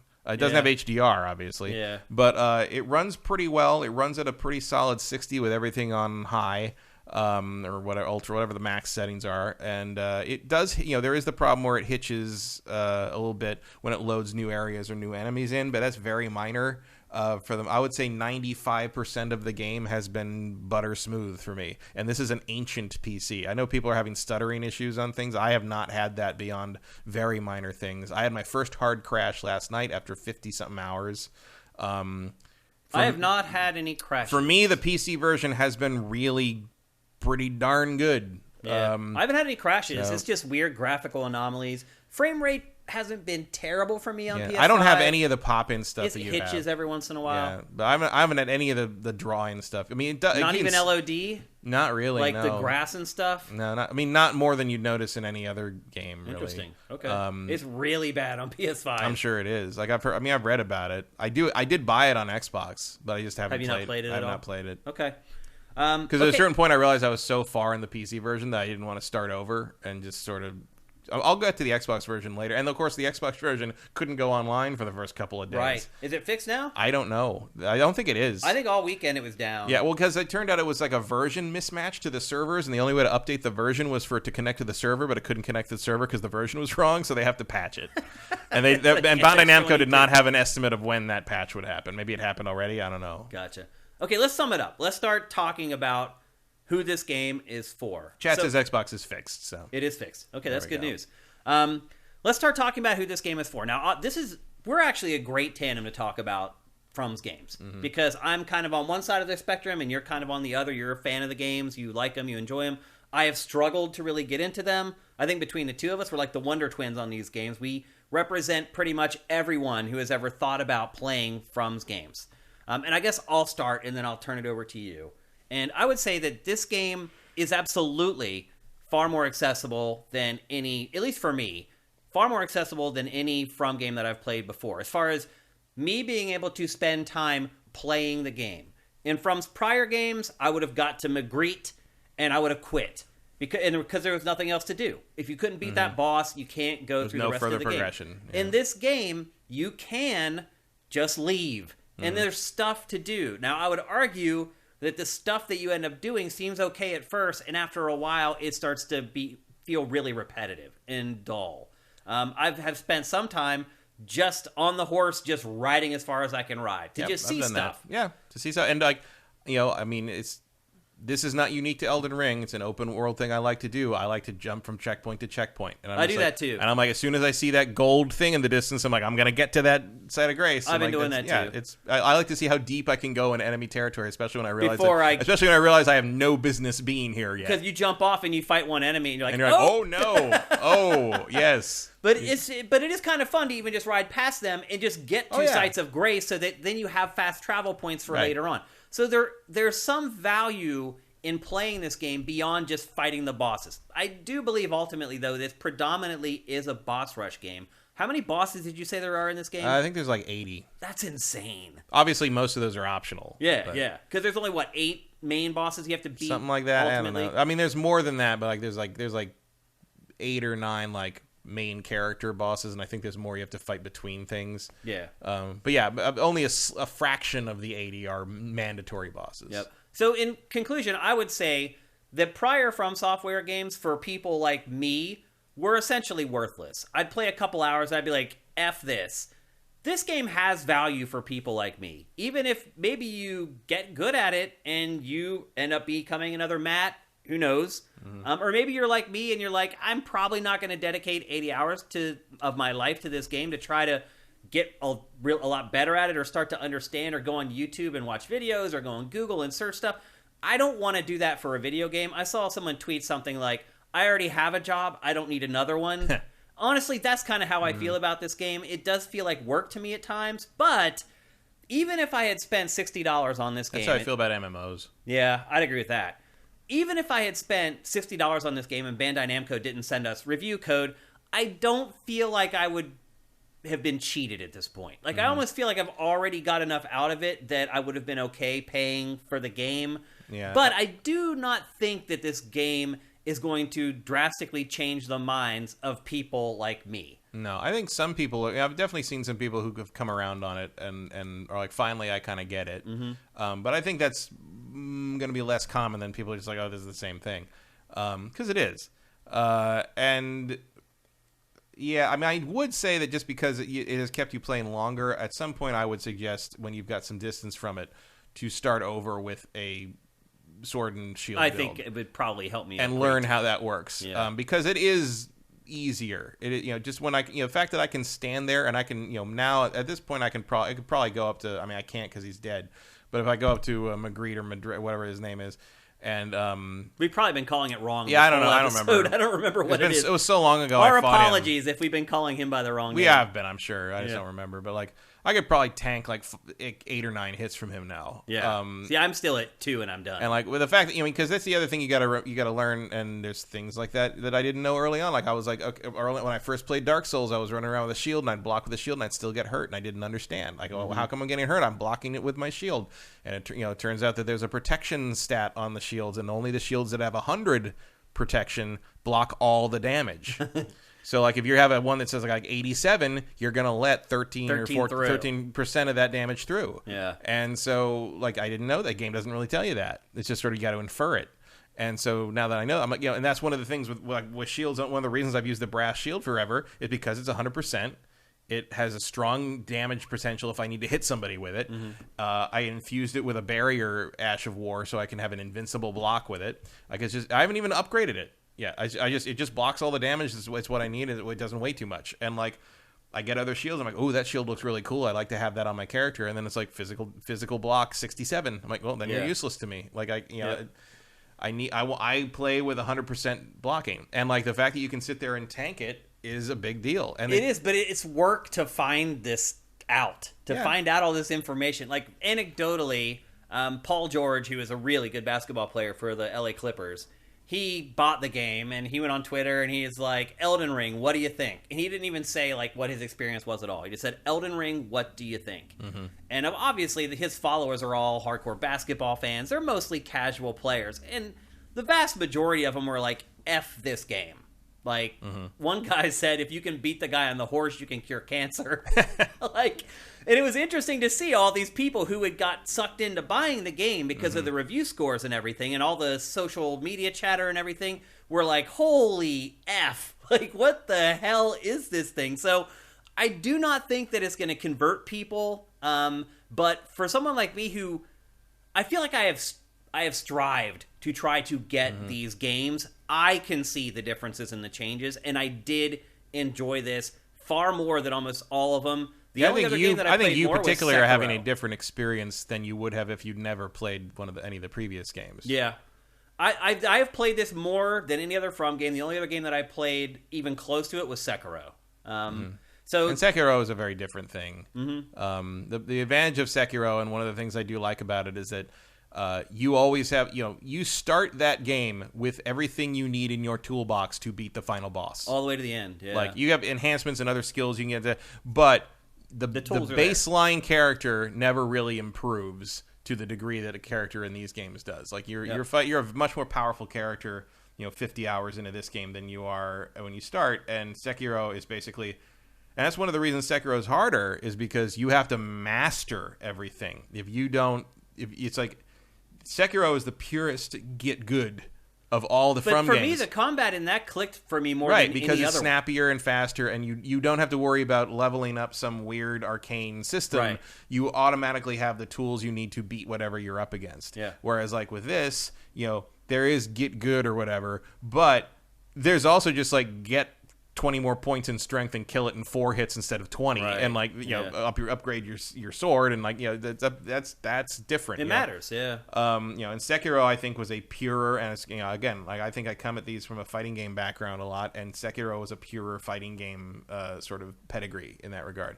I think it's still here in these. Like, when you talk about, like, oh, I can't cancel into a block, I'm like, no shit, you're throwing a fireball. Like, I can't cancel out of a fireball and block in Street Fighter. Like, you got to commit to the attack. Yeah, I'm talking about my spear. Yeah, but spears too. Yeah. Like, you can't cancel out of a roundhouse kick. Like, that's a commitment. And there are ways, I don't know if it's in there. I haven't used a spear in this game, but there are some of the other games, like, do let you sort of put the shield up and have the spear out and poke people with it while you're blocking. Yeah. I don't know if this game does that. I would imagine it does, because it seems to do just about everything else. I should actually add a footnote to my final impressions. This guy is overwhelming the first time you see him. Like, he's a hard ass, yeah. These guys are the demi-human chiefs, yeah.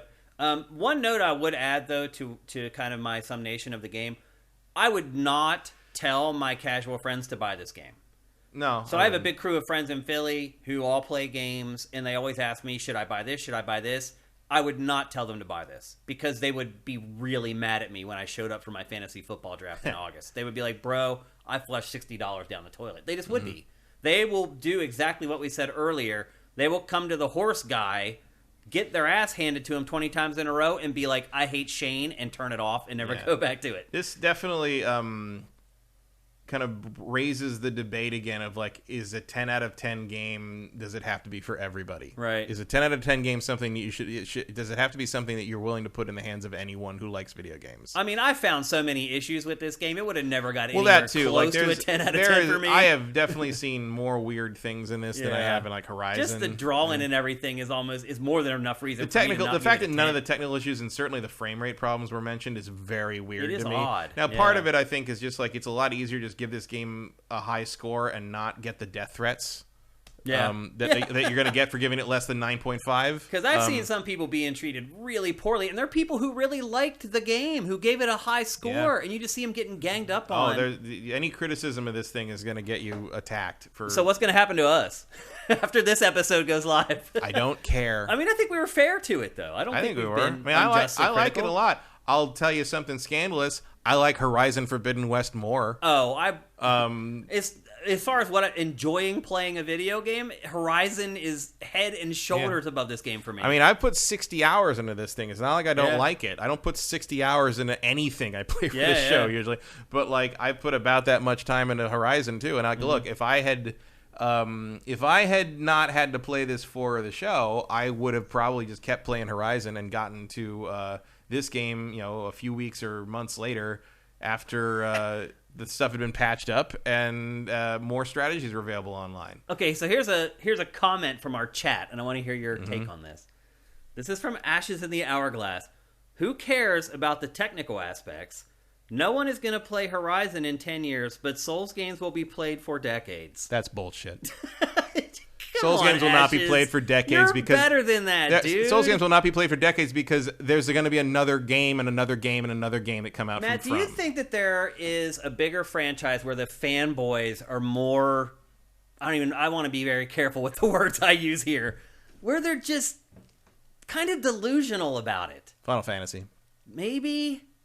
They're not as aggressive, but they're up there. Also, if you want to go outside gaming, there's a lot. Oh yeah, you're talking sports fans and soccer sports fans, Star Wars, absolutely. That. But no, like that kind of shit is just doesn't help anybody. You're better it's ridiculous. Than that, dude. And you know who's gonna? I've seen him in our chat every week. And you know who's gonna play Horizon in 10 years? Me. Because I really like those games, and I'll go back to them. Hell, kind of statement ridiculous. Was that? Absolutely ridiculous. I love you, bro. You're in our chat. Like I get it. Horizon is a single player kind of one and done thing, but like, and I'm sure Twitch streamers will, if Twitch is still around in 10 years, and we're not all desperately looking for water in the desert, like they will still be playing these games as sort of in the same way that they're speed running, N64 games. Like that, some stuff just lasts forever.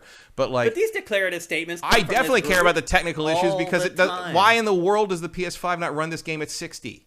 Rock solid. Why 60. not? Yeah. Like Horizon Forbidden West runs at 60 in performance mode, and it looks vastly better than this. And it's doing the open world thing, and it's doing giant characters. It's not doing anything that this game isn't doing. It's doing way more in a lot of places, but it's still optimized better. It's still technically vastly superior, and you've still got the situation where things were like the fucking online didn't work in the Xbox version. Like, what the hell are you doing? Like, they've screwed up the Xbox version of their ports for these things for like 5 games now. Like, the slack this company has cut is ridiculous. It's Zelda level stuff. At a certain point for me, I just look at it like, am I having fun playing this game or am I not? And which game am I enjoying playing more than and it's Horizon. It's, to me, way more fun, way more polished. Every element of the game is handled. The graphics are amazing. The story's amazing. The writing is amazing. The voice acting is... You can't just say that stuff doesn't count because it doesn't bode well for the game that you like more. Yeah. Like, it's kind of like stop the count the votes. Like, it's like when it fits your narrative. Like, at what point in the last 10 years has anyone suddenly said that frame rate doesn't matter? Especially in a game like all this. of a sudden it doesn't matter because the frame rate in Elden Ring is bad on the console. So is he also admitting now that it isn't like you don't have to get good? Because the frame rate doesn't matter. They're all admitting that. I mean, there's people. There's an argument I saw online today where people were like saying that like if you use exploits or you use too much magic, you didn't really beat the game. And so now they're gatekeeping how you play, even though one of the appeals of these games is that you can play it any way you want. Yeah. Like you can almost every build in these games is viable in some way. Skeetle Juice PSM makes a good point. There are some Nintendo fans that are like this as well. Yeah, absolutely. Yeah. Where they're just like, it doesn't matter that there's no voice acting in Nintendo's games. It doesn't matter that there's no story in Nintendo's games. It does matter. Yeah, it does. But you know what? I will give them this. Nintendo makes sure everyone can play their games. That is true. Yeah, they're accessible to and Nintendo's games tend to be technically pretty rock solid. Yeah. So there you go. There is an hour and about 20 minutes on Elden Ring. And I still feel, Matt, that we could have continued talking about the game. Could have kept and that is... a pretty good indicator that the game's pretty good. Yeah, game's really good. That it could generate discussion between you and I for this long. It also helps that we're kind of on different ends of the spectrum with the franchise. So, yeah, I think we had a healthy discussion. I think everyone's kind of sides were addressed. Anyone have any questions for us about this before we move on? I mean, I do really like it. It's like I'm still going to keep playing it after we're done here. But I'm wondering if I'm going to keep playing it or not. I think I probably I'm going to finish. I know I'm going to finish it. I finish these things usually. The problem is that I don't like it better than Sekiro and Bloodborne. Yeah, but I do like it. What is your favorite From game? Sekiro. Okay. Sekiro and Bloodborne are my favorites, partly because they are snappier and faster, and Bloodborne in particular rewards aggressive play, which I like. If you get hit and then you do hits back, you get some of that life back, which I like a lot. This, I mean, look, I like open world stuff, so of course I like this one. After I got kind of in the groove and figured out how the open world in this one talks, because early on I was like, yeah, there's just a camp here and a ruin here with a bear in it. Like, who gives a shit? But then, like, once you can go down this thing and this is okay, and there's like there's a whole dungeon down here and there's all that. Once I figured out kind of how it was laid out in that regard, there's a lot more to find, and I like that. I started riding around and finding the variety, because early on it's also just like a bunch of fields, and eventually you start running to like weirder and weirder areas, and that's really cool. That was the fun of just riding. Yeah, for sure. The riding you go until and sometimes like you're riding along and something just jumps out and just kills you. Oh yeah, it's like it's like, oh my god, it's raining wolves. Comes up out of a bush and just like takes your head off, and you're like, whoop, I guess I rode a little too far. And then you kill the horse and like you just sort of end up on your back, and you're like, well, I guess that's it. It's like, and I'm not coming back and getting these freaking runes either.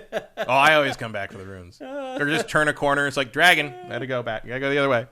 Or just finding that's one of the things I like, is finding like weird little things that end up like, there's a couple things that ends up like teleporting you places, like traps or like things. It's like, go here and touch this, and it's like, oh, suddenly you're in this place you don't know where you are, and you're like, oh, I'm surrounded by very powerful things and I need to get out, and that becomes sort of like a weird like cannonball run like out of the horrible high level area to get back to somewhere that's safer.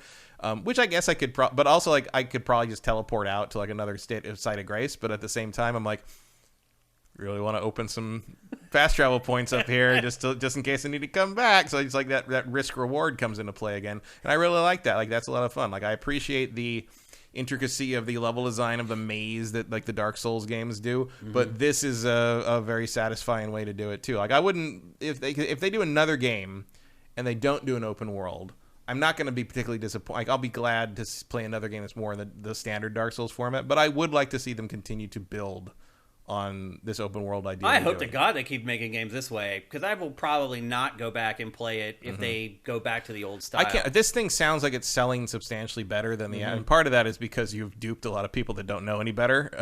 So there's a lot of broken hearts over the weekend. I saw a thread on Twitter that was just like photos. It was just photos of used copies they've already found in GameStops for $54.99 because someone already sold it back like a day later. All it takes, honestly, is a couple hours. Yeah, you know, if you'll figure it out pretty quick for sure. Ashes is trying to one up his prior comment with this new one. Shane, stop trying to like these games. You either bend to their will, cause they never will bend to yours.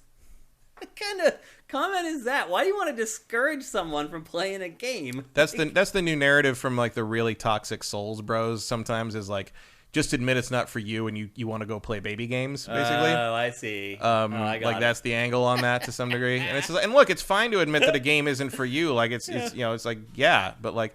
And I'm sure if you weren't hosting MMOs, right? But I'm sure if you weren't hosting a show about the major releases of video games every week, you would not. I probably would not have played it. Yeah, but like it's kind of required. Like you can't have this discussion if you don't play it, and I do. It's good for me to go out of my comfort zone and try new things. It's good for every one of you. Technically, I should play. Your comfort zones. Technically, I should play Madden every year. Yeah, but like, I wouldn't. No, that's okay. You've played Madden before. I played. Yeah, you get it. Like, although I will say, like, the thing with like the canceling and stuff, like, to my ear, having like a veteran of these games, when you complain about not being able to do that, it's like I'm going to get this wrong because I don't know anything about football. It's like if I picked, and it's probably a wrong thing, but I feel like if I picked a nickel formation and was mad that I didn't get the blitz. Okay. Like, it's just not what that does. Yeah. Like, you got to pick your defense. I understand that, but there's one franchise left that handles combat like this. Well, now there are some clones that are coming out. I don't even know. A lot of them do. And also, they have canceling though, the clones? Some of them do. Uh-huh. I mean, this is straight out of like 2008, 2009. Okay, this is where I'm going to stop you because partly it is because they were made originally then, but also it's a valid choice for a combat system. I'm not saying it's invalid. I'm just saying that most developers have moved away. Every fighting game is like this. Like you have to. That is how. Is there no move cancels in fighting games? You can cancel some stuff, and some games, like a lot of the Blaze Blue and stuff like that, they have cancel mechanics that like are bar driven. Like you can only cancel certain things, kind of thing. Oh, got you. But that is how you get hit in a fighting game: is recovery frames. Like you can't block until your move has recovered, and if you throw the wrong move out at the wrong time, you can get punished. That's what a punish is. Yeah. Like so that is, and like yes. there's a different dynamic in place, because when you're playing against a human being in a fighting game, you know that they have legitimately realized what your mistake was and punished you for it. Whereas if a CPU boss in a Dark Souls game is doing that, you're kind of like, okay, did you do that legitimately, or did you just instantly know my input was going to be wrong, so you loaded up the exact right thing to hit me? Like, that is a thing. I mean, that's true of playing the CPU in an SNK fighting game too. Those fuckers are that's the Dark Souls of video games, is trying to beat those SNK bosses halfway through. There's one, I can't remember the name of it. There was an SNK thing that I've literally never gotten past the mini boss, because they do that all the time. There is a reason that pretty much every other developer has moved past that, though, for action games. I'm not going to... And it works here. And I don't think that's true, I can totally appreciate that some people like it. There's just a reason there aren't many games that do it anymore. It's partly because it's easier to do it the other way, and because that way you get less people complaining, and because it expands the audience. That's the thing, is, and there was... To me, it just feels more reactive. Like I'm actually in control of the character. I just don't agree with that at all. I feel completely in control of these characters, because I know how they work. Like, that's all it is, a learning curve.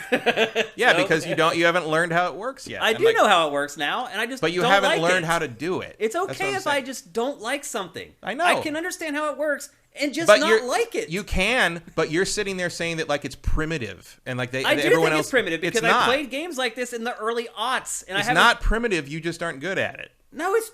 Oh, God, here we go. Now you're pulling out the get good bullshit. I'm not calling about get good. I'm like, just say you don't like it. You don't have to say that it's primitive. Let's move on.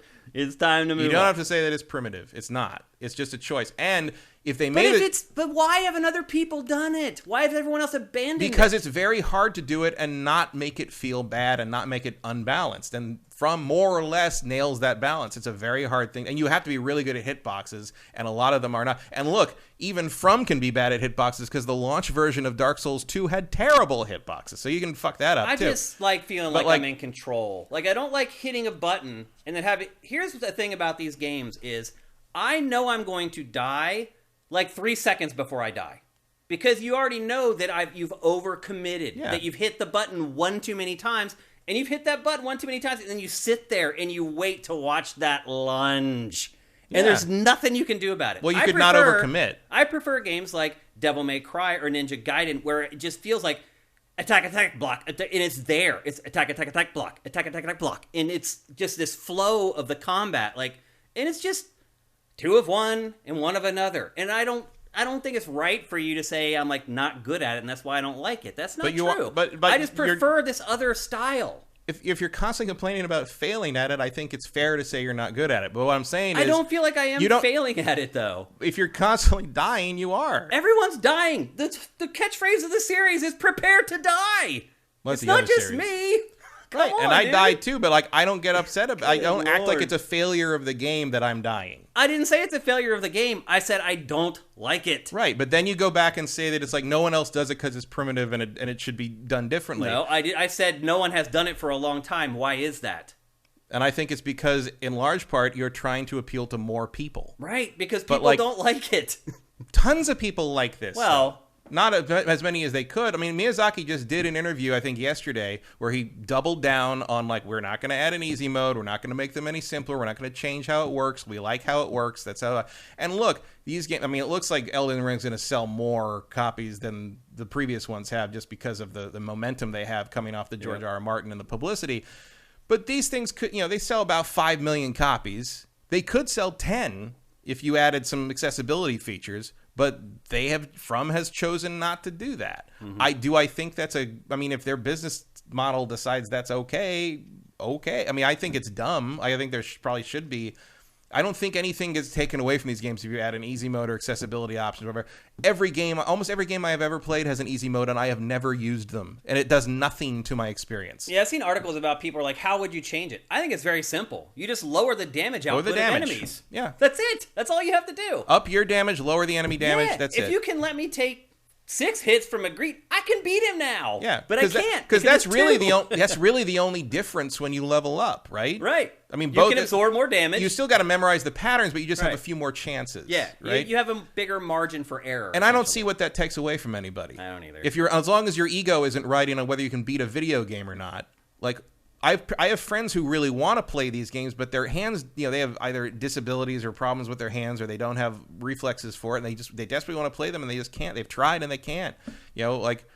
It's just like, why exclude those people? Yeah, and it's like, look, if it's Miyazaki's choice, then it's Miyazaki's choice. But I don't understand why you've got these fan base people running around saying, like, if you can't play it, just play something else. Well, no, they don't want to play something else. They want to play Bloodborne. Like, and you go bang on and on and on about how great these stories and the lore and the art and everything is, and it is. So, like, why can't more people experience that? And you just don't pick that easy mode. Yeah. Why is that impacting? That's the gatekeeping and ego. It's huge and gatekeeping identity and ego. It's ridiculous. And all that crap. I did ask people for questions, and we just kind of ignored them. So I just want to go back very quickly and make sure I haven't missed anything. It is easier when we have a PC here where we can check stuff. Yeah, I don't miss the iPad. Yeah, it's a pain in the the ass, Dark man. Souls of chat, live chat. It helps Matt too because the screen's right here and I blow it up. Yeah, big, I can keep an eye on that over there. Sometimes you clue me into that stuff. I mean, I can see it on my phone, but I will say this: I feel like the Dark Souls fans are some of the most toxic fans in gaming right now, just in general. Yeah, I mean, like they just seem very angry. I mean, I'm sure it's a thing where it's like they're just the toxic ones are loud. Yeah. But like, I mean, I'm sure most people who play these games don't care if there's an easy mode in there. Like, I would never notice if there was. I would notice because there'd be tons of press about it, right? But I would never notice. If you just quietly put an easy mode in Dark Souls, a patch, I would never notice it's there. Now we have Minority Games in chat saying, "Oh, since I told people to try new things, he's going to try cocaine." Like, that's called a slippery slope fallacy, and is not an actual valid argument. Okay. That's the problem. What is going on in our chat? That's the today? problem with Dark Souls. You guys have lost your freaking minds today. The problem with Dark Souls, it leads to heroin. Exactly. Saber Juno, Shane, I wish I could be the coach to your little Mac and train you for Souls games. That's going to happen. I'm going to do Shane versus Elden Ring. Yeah, you're still doing that. Yeah, the episode I think is on Saturday. Make sure you follow us on Twitter at Sifted Games for the exact time, but I think the stream's going to happen on Saturday. So just a few days away. And I will absolutely listen to all you guys, so please come and help me. And don't be douchebags. Some of y'all are being douchebags in our chat today. I don't know why. You guys get all fired up about these games. It's crazy. But I will notice one thing. You have not complained about the stamina bar once today. Because the stamina bar has been really revamped in this. Because that class in particular. That class doesn't have it, but also the stamina. You don't have to worry about stamina regens in this game like that. Like, that class so in fast. Particular, as soon as you stop, zap. Oh, they all do that. Oh, yeah. They all do. Oh yeah, I can get my. Yeah, I got huge. I stamina. thought it was the class. No, there is class. Okay, again, I swear to God, this is what people mean when they say listen to us. Classes don't matter in this game. It's literally just an arrangement of stat numbers. It means nothing. You are not locked into anything. It doesn't change how your stamina works at all.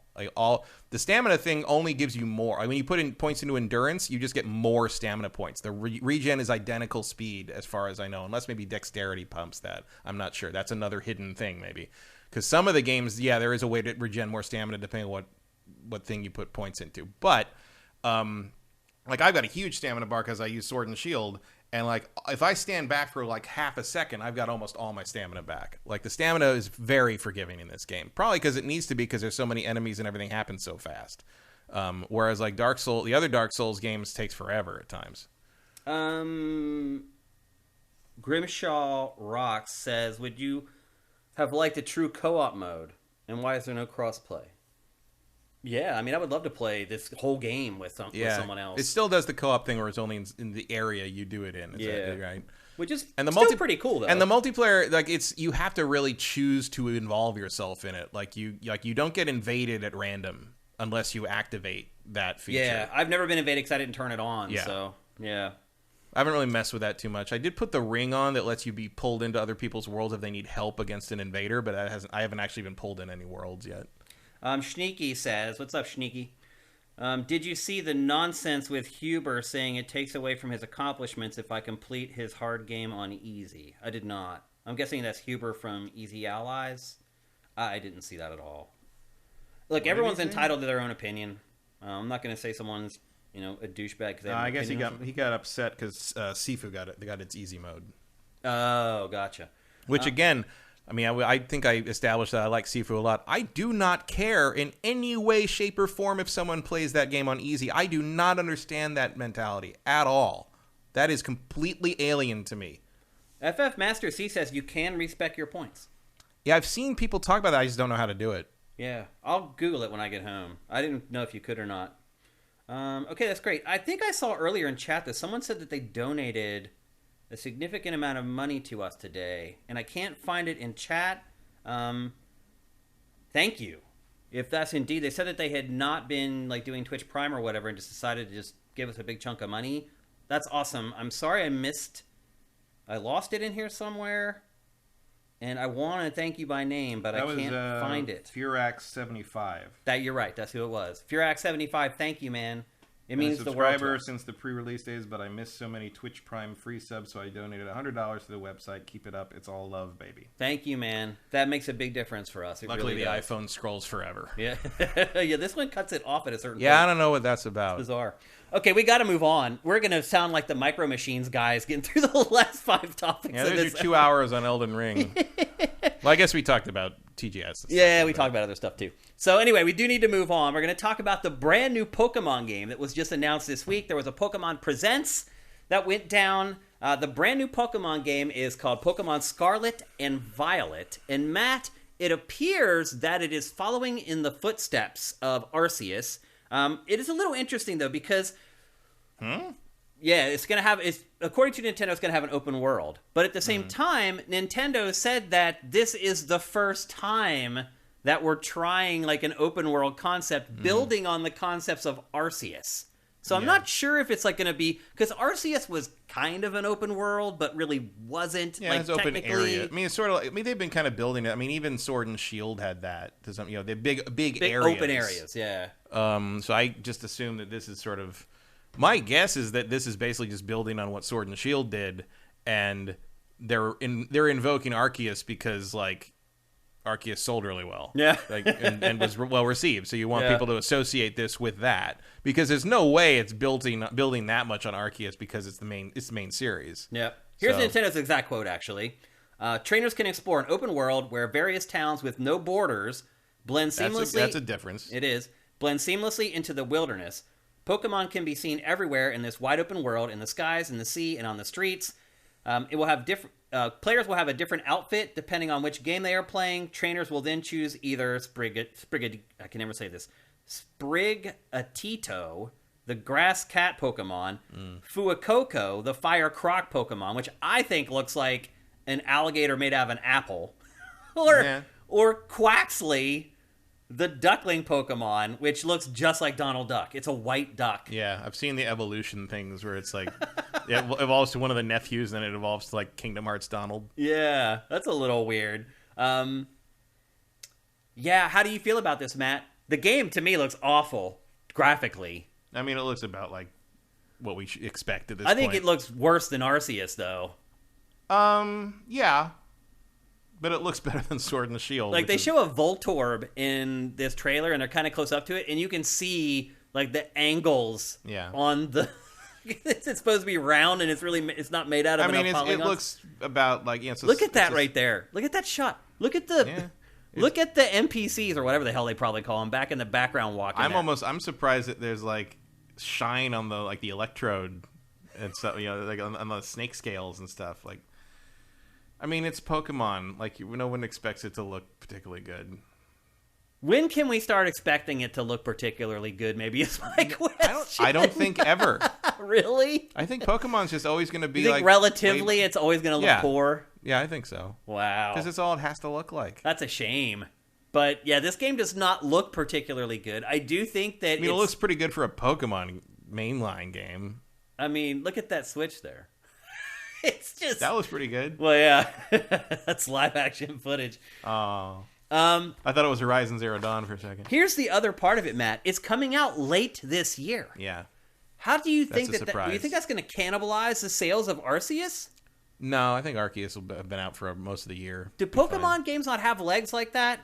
I think Pokemon games generally do, but like Arceus, you just don't know what it's going to do. Like it's sold very well. It's a separate series. Yeah. So it's Pokemon Legends. It's a different thing. So You don't think it'll burn people out, though? And they're like, man, I already spent 80 hours playing Arceus this year. I don't know if I can do it again. No, because this is Pokemon. This is the main series. This is not the same gameplay. So, It's interesting to me that casual players can't pick up on stuff like this Elden Ring game is by the same people who made Dark Souls, but they can pick up on, okay, this is the mainline Pokemon, but Arceus is like a spin-off.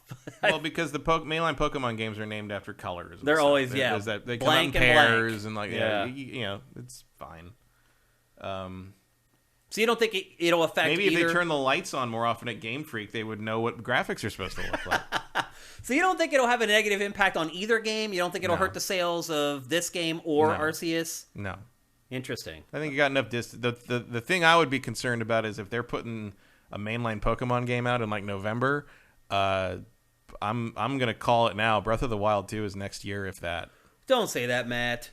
Like Please I don't know where you put Breath of the Wild 2 if you've got a Pokemon game there and you've got Xenoblade in September. How can they not release it again this year? So I saw, was a Twitter thread or a Reset Era post? I can't remember what it was, but it was somebody who made the excellent point that the second Zelda game released on a system sells about half as much as the first one. So it would make business sense to hold Breath of the Wild for the next system. And only ever release one Zelda per system till the end of time? Maybe. That seems crazy. You'd think. I mean, it does take them way too long to make Zelda games. It does. Like, there's no denying if you're gonna, and clearly they've thrown a lot of time, effort, and money into this one. So I'm sure it will be available on Switch, and eventually the next one. Yeah. Like Twilight Princess was one of the ones noted. It sold like 8 million copies, because it was a launch thing. But then Skyward Sword sold something like 3. Mm-hmm. And all of it, I think the biggest drop was Spirit Tracks from Phantom Hourglass, but that was probably because both of those games are terrible. Yeah. The other big drop was Ocarina to Majora's Mask, which is again a not 1-to-1 comparison because Majora's Mask is a very different game from Ocarina, but Ocarina is probably the closest comparison in terms of just the revolutionary sort of atom bomb of like. Shook the industry kind of thing that Breath of the Wild was for whatever reason. Breath of the Wild and Elden Rings, the praise of both of their open worlds have some things in common in terms of like, have you played an open world game in like 7 years? Right. Because yeah. There's not really any. Yeah. But Breath of the Wild, I think we can more or less assume that Breath of the Wild 2 is not going to be Majora's Mask was sort of a hard left. From what Ocarina was. Majora's Mask was a very weird that game. comparison really holds up for that. But well, it does to some degree in the sense that like people kind of had to buy stuff a little more blind back then. I know I wasn't an evangelist for Majora's Mask. No, I don't like that game very much. I like the 3DS version a lot better because they added a lot of quality of life stuff. But I found it repetitive and irritating most of the. I know it's like a big favorite in the Zelda fan base, but I thought it was just weird and annoying. Yep, me too. And. But it sold like barely half of what Ocarina did. So, correct or not, I can definitely see Nintendo's sort of analysis saying like, well, if we want this thing to sell Breath of the Wild 1 numbers, we got to put this thing out as a launch title. Mm-hmm. So, and we just saw that NVIDIA stuff today with like some code name that apparently is the same as the Switch hardware chip. Oh, I missed that. Actually, yeah, that was like I think it was probably on the way while you were driving here. Actually, okay. It was like one of the is some chip listing thing, and one of them is the same chip code number as the Switch one, but it has a 2 on it or something. So people are assuming that that's the Switch hardware. Oh, and so that like people are saying like, okay, next year 2024 probably. Don't say that, Matt. I don't know where you put Zelda if you've got Xenoblade and Pokemon. Nintendo, it's okay to have a great Q4. It really is. I mean, they're not going to like cannibalize each other. Like, people will buy both if they like both, and no one's going to buy only one or the other. I mean, if there's one major release you could get away with sort of putting out without impacting other Nintendo games, it probably is Pokemon. Yeah. Because Pokemon's sort of its own thing. Yeah, I mean, people just buy it no matter what. It's not like people are going to like not play Zelda because they got Pokemon. Right. Or vice versa, really. Yeah. But We just got to convince Nintendo of this. Oh, I do. You don't want it to come out. I wouldn't mind playing it this year. Yeah. But I'm just talking about my fantasy at the team. same time, I wouldn't mind playing it on better hardware. Right. So yeah, I can understand that. Kind of split on that one. Also, with this event, they announced a new update for Arceus. Trainers will begin investigating mysterious mass outbreaks of Pokemon that are popping up all over the Hisui region. Is that how you say that? Oh, Hisui? Yeah, I think Hisui. Yeah. Players will also have a chance to battle powerful opponents like legendary Pokemon and Wardens, adding yet more options to the Pokemon battle experience. The production of an online animated series is also coming that's set in the Hisui region, and that's already begun. The series will feature an original storyline, and that's coming in later 2022 as well. I believe the Arceus update is already live. I think it actually went live the minute that they announced it in the Pokemon Presents. So, and then they're doing some other stuff in Pokemon Go, but I've deleted Pokemon Go from my phone about like 3 or 4 months ago. So I'm good on that. But overall, Matt, I would just say that I'm happy with the direction that Pokemon's taking. Yeah. Because I think we were both afraid that the next one was going to go back, and it was going to be, oh, now I'm capturing Pokemon, I'm going to have to go to this other screen again, and they're not going to be out in the open world. And yeah, I mean, the open world's there, like, they're building that with Sword and Shield. But I mean, the main thing is that the gameplay is going to still be the standard turn-based, like, yeah, cut away from the open world to go to the battle screen kind of. It's not going to be Arceus where you. Oh, you don't think so? Oh no, not at all. No way. Oh really? This is no one knows yet. They haven't shown. This is in a the standard footage. Pokemon game. You are not throwing Pokeballs in real time. I guarantee you. So you think they're going to go back to the old style, absolutely, where you capture 100%. Pokemon in this separate? I will bet you any amount of money. Absolutely, this is a mainline Pokemon game. That sucks. That's absolutely what they're doing. That would really suck, people. There's no going back now. It's so much better the way they do it in Arceus. I mean, maybe for the next one, but this one was in parallel development with Arceus. They're not going to do that. Wow, that would be really again. Pokemon Legends is the series where you're going to be throwing balls in real time. Pokemon is going to remain Pokemon. I hope you're wrong. I am not, because I'll tell you what. If you are right, I don't know if I'll play this Pokemon. I mean, you played all the Pokemons. You played all the Pokemons. I don't know if I'll do it again. After playing Arceus, it changed everything. Like, it's just absurd that they would go back to an inferior system. I get it. Like, it's the brand or whatever. It's what people expect from. If they were gonna revamp the series into being that, they would not have called Arceus Pokemon Legends. They would just call it Pokemon. Okay, we'll see. I hope you're wrong, though.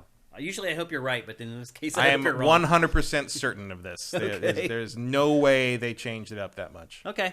So anyway, that's the latest update on Pokemon. Again, coming in late 2022, Pokemon Scarlet and Violet. And there's an update to Pokemon Legends Arceus out there right now. Get on it. Let's move on. We're going to talk next about PlayStation Spartacus, which is PlayStation's response to Xbox Game Pass. At least that's what people think it is. It appears that it is. Some reporting. Weird code name. Yeah, I mean, I am Spartacus, I guess, is that everybody's supposed to stand up and say that they're PlayStation? I don't know. I guess. According to VentureBeat's Jeff Grubb, who breaks so many stories. He literally seems like he breaks a story a day. Mm-hmm. I feel like people are maybe just going to him just because they want the information out there now. Yeah, I mean, and they don't want to go through the pomp and circumstance of doing a press release and all this other crap. Yeah, it's a lot easier than leaving a laptop open on a plane. So. Seriously. But he seems to be getting scoop after scoop after scoop. I mean, he's kind of leaving Schreier in the dust at this point. Schreier seems to be leaning more into like deep dive sort of expose stuff, labor and disputes, and sort of the gears and pulleys of the industry, which is good. Someone needs to report on that. Yeah. When they're not writing handwritten quest logs for Elden Ring. Jeff gets the game-centric scoops. Yes. And it's not just... It seemed like for a while he had an in at Xbox. But he's starting to get scoops now from all over the place, so it's interesting to see. Schreier, I think, has moved on to more, honestly, more news reporting elements of the industry. So, that's true. And he's the only one doing that, so that's we good. need him. Yeah. Yep. And he does a great job. And Grubb has sort of stepped into that as long as he's not role. talking about Elden Ring. Yeah, that was weird. Go make your own. Make your own quest log. It's like, oh, no, it's good that there's no quest log. Well, then why did you tell me to make one? Yeah. If it's good there's no quest log, why do I need to make one? Why am I doing the work? Why don't they put it in the game? Anyway, He's usually on point, but in that case, he was way wrong. That was a not his shining. That was moment. Someone who's been playing a lot of that game and had lost touch with reality for a second. I think. I usually like everything Schreier's doing, but that was not a great moment. But anyway, VentureBeast Jeff Grubb says that Spartacus will have 3 tiers. He's confirmed the pricing for him.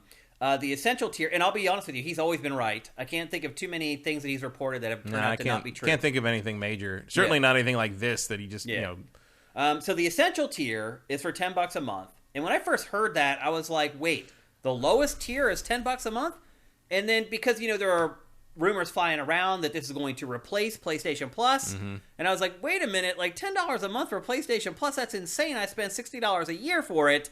But people are saying that already, if you just buy a monthly pass for PlayStation Plus, it's $10 a month. Isn't that insane? Really? Yeah. Instead of being like $5 or $6 a month that you pay with the $60, my fear is they take away the $60 option. Mm-hmm. And they force people into this new Spartacus system where everyone has to pay at least $10 a month. I mean, you remember when Xbox tried that. Right. It was a disaster. Lasted about 2 days. Yep. And they're like, nope, everybody can still pay $60 for Xbox Live. And I was very thankful for that. So anyway, the essential $10 a month. And that's basically what you get with PlayStation Plus right now. Mm. Extra is for $13 a month. It adds all the downloadable PlayStation Now games. This is so weird how they're doing this. Right. And then the premium for $16 a month, which is by far the most expensive, way more than anything on Game Pass. Almost $200 a month, a year. Yep. Adds game trials and cloud streaming. Ugh. No, thank you. Why would you break up the downloadable and the streaming part of PlayStation Now and put them in different tiers? Probably because the streaming requires more infrastructure and overhead. Yeah. And oh boy, is that not anything I want to pay extra for? Like, wow. Like, there's nothing in those higher tiers that has any interest for me. Me either. If this reporting is accurate, well, it has no chance. It has no chance. No. And notice still no word on for. I mean, if that converts to what PlayStation Network and PS Plus becomes, and I have to subscribe to it for online play and sort of like, I guess I'll do the lower tier. But like, yeah, that doesn't.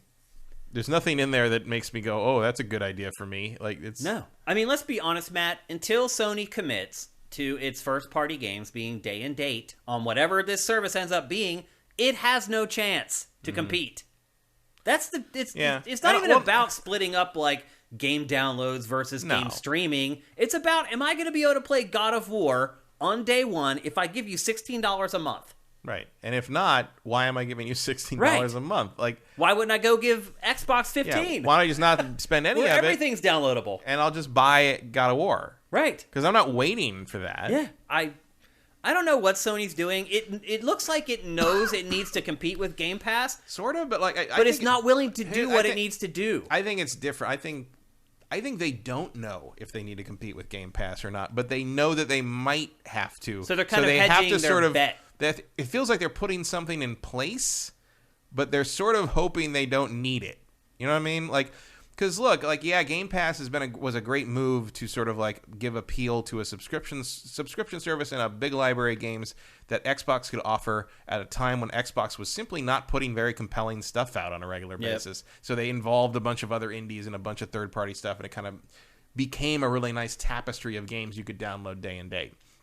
Sony does not have trouble putting out compelling content that everybody buys in the millions on the first day of release. Yeah. So they don't really need a Game Pass in that regard.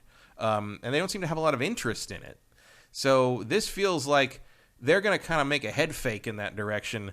But if they don't, turns out that their stuff holds steady and they don't need it to like fend off some like real move by Game Pass in some way, I feel like they're not going to really, it's going to be another PlayStation Now where it sort of like sits there in the back of the menus on the PlayStation and you never really think about it again. Yeah. I've struggled to see a lot of value in it personally. I could understand someone who doesn't have an Xbox or a PC maybe finding some value in it because they don't have access to Game Pass. Yeah. But that seems like a really limited audience to build all this for. And it doesn't really seem like they're building a ton. It seems like they're just sort of rearranging the deck chairs on the Titanic. Pretty much. PlayStation Now. You know? Yeah, I mean, that's a good way to put the whole splitting up of the downloadable games versus the stream of... That literally is rearranging the deck chairs on the Titanic. Xbox has such a huge lead at this point too, with around 30 million subscribers. Yeah. I mean, I'm no business expert, but I feel like the smart move here is for Sony to keep doing what they're good at, which is to put out really good, compelling first-party content that people buy day and date and not worry about the fact that Microsoft is giving Gears of War away. It's okay to leave PlayStation Now up. Yeah. And maintain it for people who want it. I mean, you spent all that money on Gaikai, you might as well do it. But I think the last figures we got were less than 5 million subscribers to PlayStation Now, if I remember correctly. I think a lot of people don't realize PlayStation Now exists. So, because as you said, it's like buried in your menus. Because it's not an interesting service either. Like they go, because the other thing about it is like, PlayStation has not had a problem getting people to buy their stuff. Like part of the compelling thing about Game Pass was like, oh, there's a bunch of Microsoft exclusives that I didn't feel like spending money on, but I'll download it and play it if you want to hand it to me, sure. Yeah. But Sony stuff, like when I look at like the place, when they did that thing, it was like, oh, you get the instant PlayStation library with the PS Plus on PlayStation 5. I owned all those games already. Yeah. Like, it didn't do me any good because I already had them all. Yeah. And, like, because it's not day and date, I'm still going to buy them when they come out because I don't want to wait however long before I get to play Horizon or God of War or whatever it is. So, like, what good does that do me? Like, unless it does day and date, there's no use for that service for me, and there's no real reason for Sony to go day and date because their software sells. Yeah. So, what are you doing? Like, like... I don't think that's just a matter of me being happy with the system as it is. I think it's just like Sony didn't need a Game Pass because they didn't have the same problems Microsoft did. And while, this is sort of that sort of weird, business capitalism thing where it's like, oh, our competitor is having success with this thing we're not doing, so we should do it too. It's Sony FOMO. And that is how you get the DC Cinematic Universe. Yeah. And nobody wants You're that. right, though. It does feel like Sony is like, oh, we're being left out of this. Like, we can't just let it go unchecked. But I feel like it's too late. It doesn't feel like it fits their business model. Yeah. And, like, that's not, like, it's bashing... Like Xbox needed and that's Game not, Pass. Yeah, that's not bashing PlayStation Sony. Doesn't need right. Spartacus. Sony has a continued string of success. Like, they didn't need... Because Game Pass was kind of a Hail Mary. Mm-hmm. And they don't need And they caught it. And they did. It worked. Yeah, for sure. Yeah. Sometimes crazy works. Yeah, absolutely. But like I don't feel like you need to directly compete with that because it's I see what they're doing, like getting those pieces in place, because the concern I think is Microsoft is in the near future going to start putting out really compelling first party stuff with all those developers they bought, and Sony needs to be able to be ready to be agile if they have to be, to compete with that if Game Pass becomes a force with those developers too, and somehow there's some kind of thing where people just expect their big, important, interesting games like Starfield or Elder Scrolls 6 or whatever else. Yeah, That's Valve, funny. whatever. I never actually noticed how closely those names are. One's a ring, one's a scroll. They're totally different. But if it becomes a thing where the mass audience starts expecting, well, how come I don't get God of War for free when it comes out? And I got Starfield. Yeah. Like Sony's got in a position to like adjust if they have to. But for now, I think it's better to make all these millions off your full price launch day game sales than to buying it. I think this is just you're putting the defenses on the beach, but you're sort of hoping you never have to use them. Yeah, that's a good analogy, actually. But as of right now, I would not get too excited about Spartacus. I think this I am not Spartacus. Not yet, anyway. Yeah, I think just laying out the plan for you guys just did that organically. I haven't heard too many people saying that they're excited about the prospects of Sony's competitor to Game Pass. What Sony needs to do is let people buy PlayStations. Yeah. I know it's beyond their ability. There's nothing they can do really. Yeah. It's a bigger issue that goes beyond even the game industry itself. But it is insane that we're sitting here like a year and a half almost after. I mean, that chip shortage, you're not going to see that alleviated until next year. So I mean, we'll probably never see. I hope we'll never see this again in our lifetimes. At least ours. Some of you watching, you probably will, but for Matt and I, probably not. Wait till we run out of helium. That's when it's going to get real interesting. You can't supercool anything. Yeah. Yep, exactly. I mean, you could do it with hydrogen, but guess what the problem with hydrogen is? It's explosive. Yeah.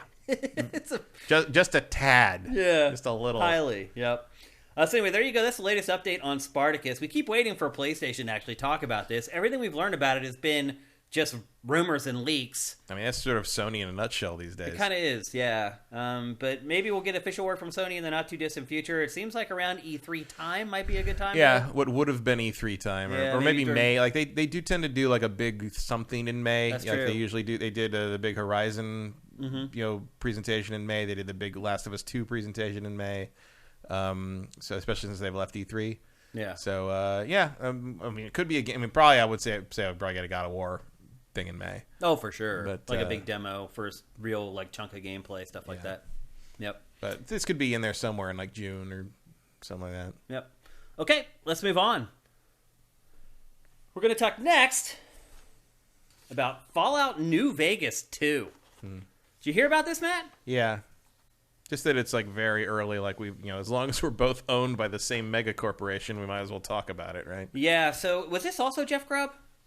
I don't remember who or was it? I didn't see the original. I just saw people talking about it. I made the mistake and did not put attribution for this in my notes. So if somebody knows, because I want, for the record, for it to be recorded in the show, who actually broke this story, because it takes a lot of gumshoeing to get stuff like this. So I want to give credit where it's due.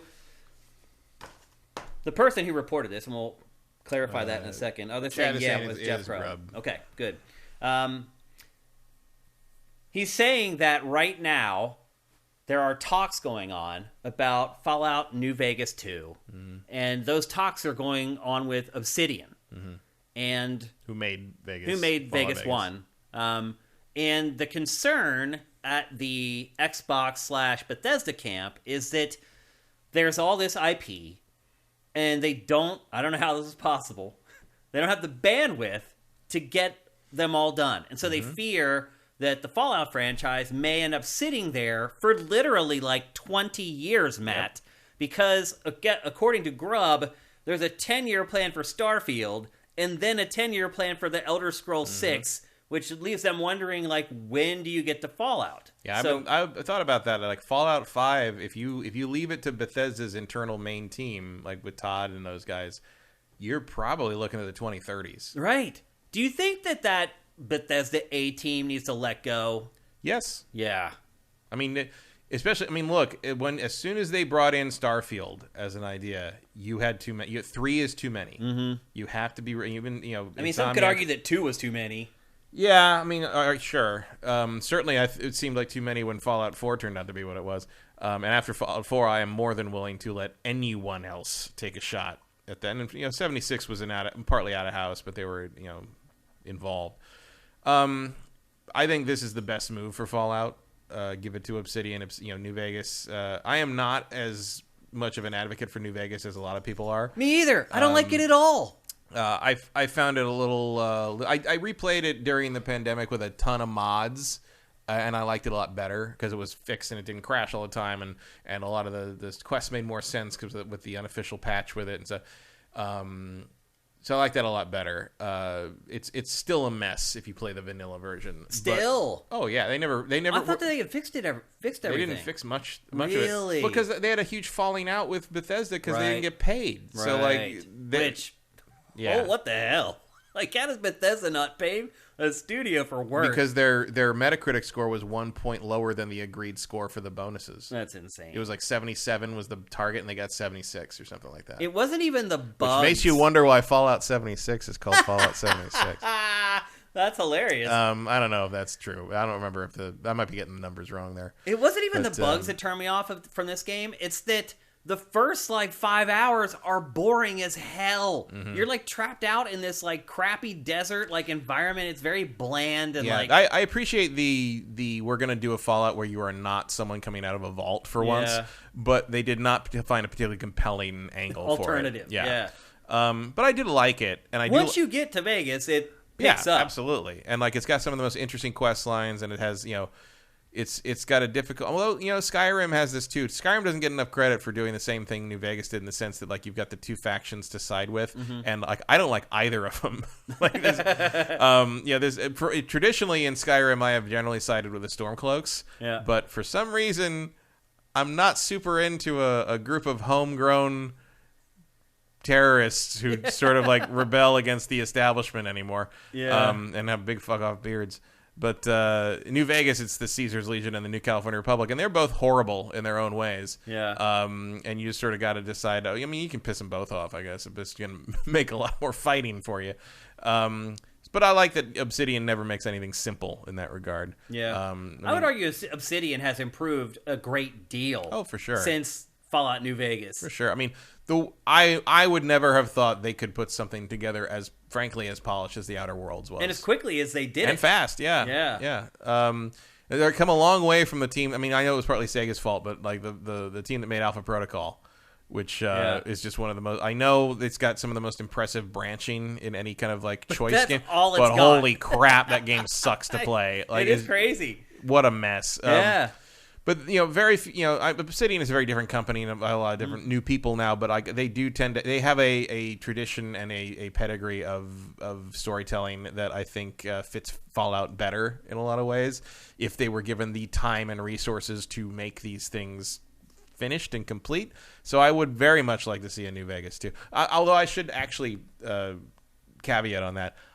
I don't think I need a New Vegas 2. No. But I would like to see Obsidian do another Fallout game. That was my next question to you was, should Obsidian be creating Fallout 5 instead of Fallout That's New what Vegas? I mean. I would like to see it take place somewhere else we haven't seen yet or some different. Why not? Has Bethesda not played the Outer Worlds? Like, that is about as close to Fallout as you can get without getting sued. That is absolutely. I mean, and the Obsidian can do it. The tone is the correct evolution of the tone that Fallout used to have. Like, Fallout has not evolved its humor or its tone under Bethesda. Really. Yeah, it's true. You're right. And Obsidian, I think, could do that in the way they did with Outer Worlds. Had that sardonic element that Fallout feels like it's just pantomiming now. Yeah. And I think Obsidian just gets that in a way that Bethesda doesn't seem to.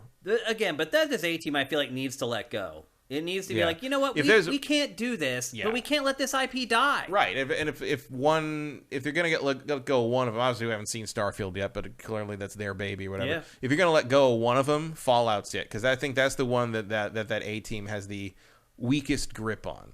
And there's also a proven studio that can do it already. No one's proven that they can make Elder Scrolls. No, I wouldn't trust Elder Scrolls with somebody else, really. That's what the A-team should be doing. We'll see what Avowed is. I mean, it's true. Arguably, Bethesda's A-team should just be making the Elder Scrolls, in my opinion. When they finish 6, they should start right on the next one. I mean, I'm not going to argue with Starfield, because that's in my wheelhouse. It looks interesting, and I'm sure I'm going to enjoy it. Yeah, we don't really know anything about it, do we? No, still. But yeah, like the fact that it's going to take... I mean, by the time Elder Scrolls 6 comes out, you're going to be probably looking at least 15 years since Skyrim. Like, that's a generation. Imagine that's a human, not even a hardware generation. That's a human generation. Think about that. You played Skyrim, you were 15. Now you're 30. You're playing the sequel when you're 30. Yeah. That's crazy. That's Kingdom Hearts time. It's almost to the point. Good thing that they're and I'll tell you this much. Games. I'll tell you this much. That game's combat better be fucking great. You know it's not going to be. Of course not. It's going to be the same thing. Like, we're going to be lucky if it's not secretly on Gamebryo running some shell of another engine around it. Do you think they should make Elder Scrolls smaller? Because I hear stories of people that are like, you know what? I just played Skyrim last week, and I found something that I had not found after I had played 400 hours of the game or whatever. That's happened. I mean, I played it again last year, and I played Fallout 3 again, too. Yeah. Which is interesting, because I've tried to play Fallout 3 a few times, and I bounced right off it, and I finally got back into it last year. But yeah, Skyrim, I found some stuff in Skyrim I'd never seen, but part of it was because I think it was added some stuff was added. I couldn't tell it was something that was added and something I'd never seen before, because I've seen a lot of Skyrim. Yeah. I think Skyrim's about the right size. Yeah. But I just, as long as you take me somewhere new, and again, it's kind of hard to sort of argue with how Elder Scrolls Online has really expanded the world and showed you a lot of different places and stuff. I just wish it was more fun to play. Me too. But yeah, I mean, I hope this is true. For a long time, we thought we were never going to get another Bethesda or Obsidian Fallout game because they were so mad at each other. That is interesting how they're both under the same roof now. Yeah, now you're kind of now Microsoft's just sort of like, okay, kiss and make up. Pretty much. It's like bringing the two kids together and you make them sit face to face and work it out. Yeah. Yeah. And it could be very lucrative. I mean, if you let Obsidian make Fallout 5, you've got another 10+ million seller there that you didn't have before. So I think I'm totally okay with I think it's big for Fallout New Vegas. I think they should do more. I think it's big for the fan base too. Like the fan base is going to react very well to Obsidian being brought back on this. And if you tell them like Obsidian's going to make Fallout from now on, awesome. And they're there. They can work together on the game still. Yeah. Todd Howard can do a call once a month with them or something like that and be like, well, that doesn't really fit. They can do that. And that does fit. They can pretend to write things down and they can do whatever the hell they want. Just get his rubber stamp out and stamp it and be like, okay, we're good to go. Like, I think that's what's going to happen. Yeah. I really don't think they're going to make a Fallout New Vegas 2. I just don't. No, I think that's just what you're calling it because it's the second Obsidian Fallout. Yeah. And it may be a way for them to dance around the idea of, you know what, you should be letting us make Fallout 5. Yeah, and maybe you don't call it Fallout 5, maybe you call it Fallout whatever the place it's set is, but whatever it is, it's going to be Fallout 5. Because it's not like Bethesda's going to get around to Fallout 5 we're not going to see it. soon. Otherwise, we're never going to see another one. Yeah. I may be dead before another Fallout comes out. And I think it would be smart to call it Fallout 5. Yeah. But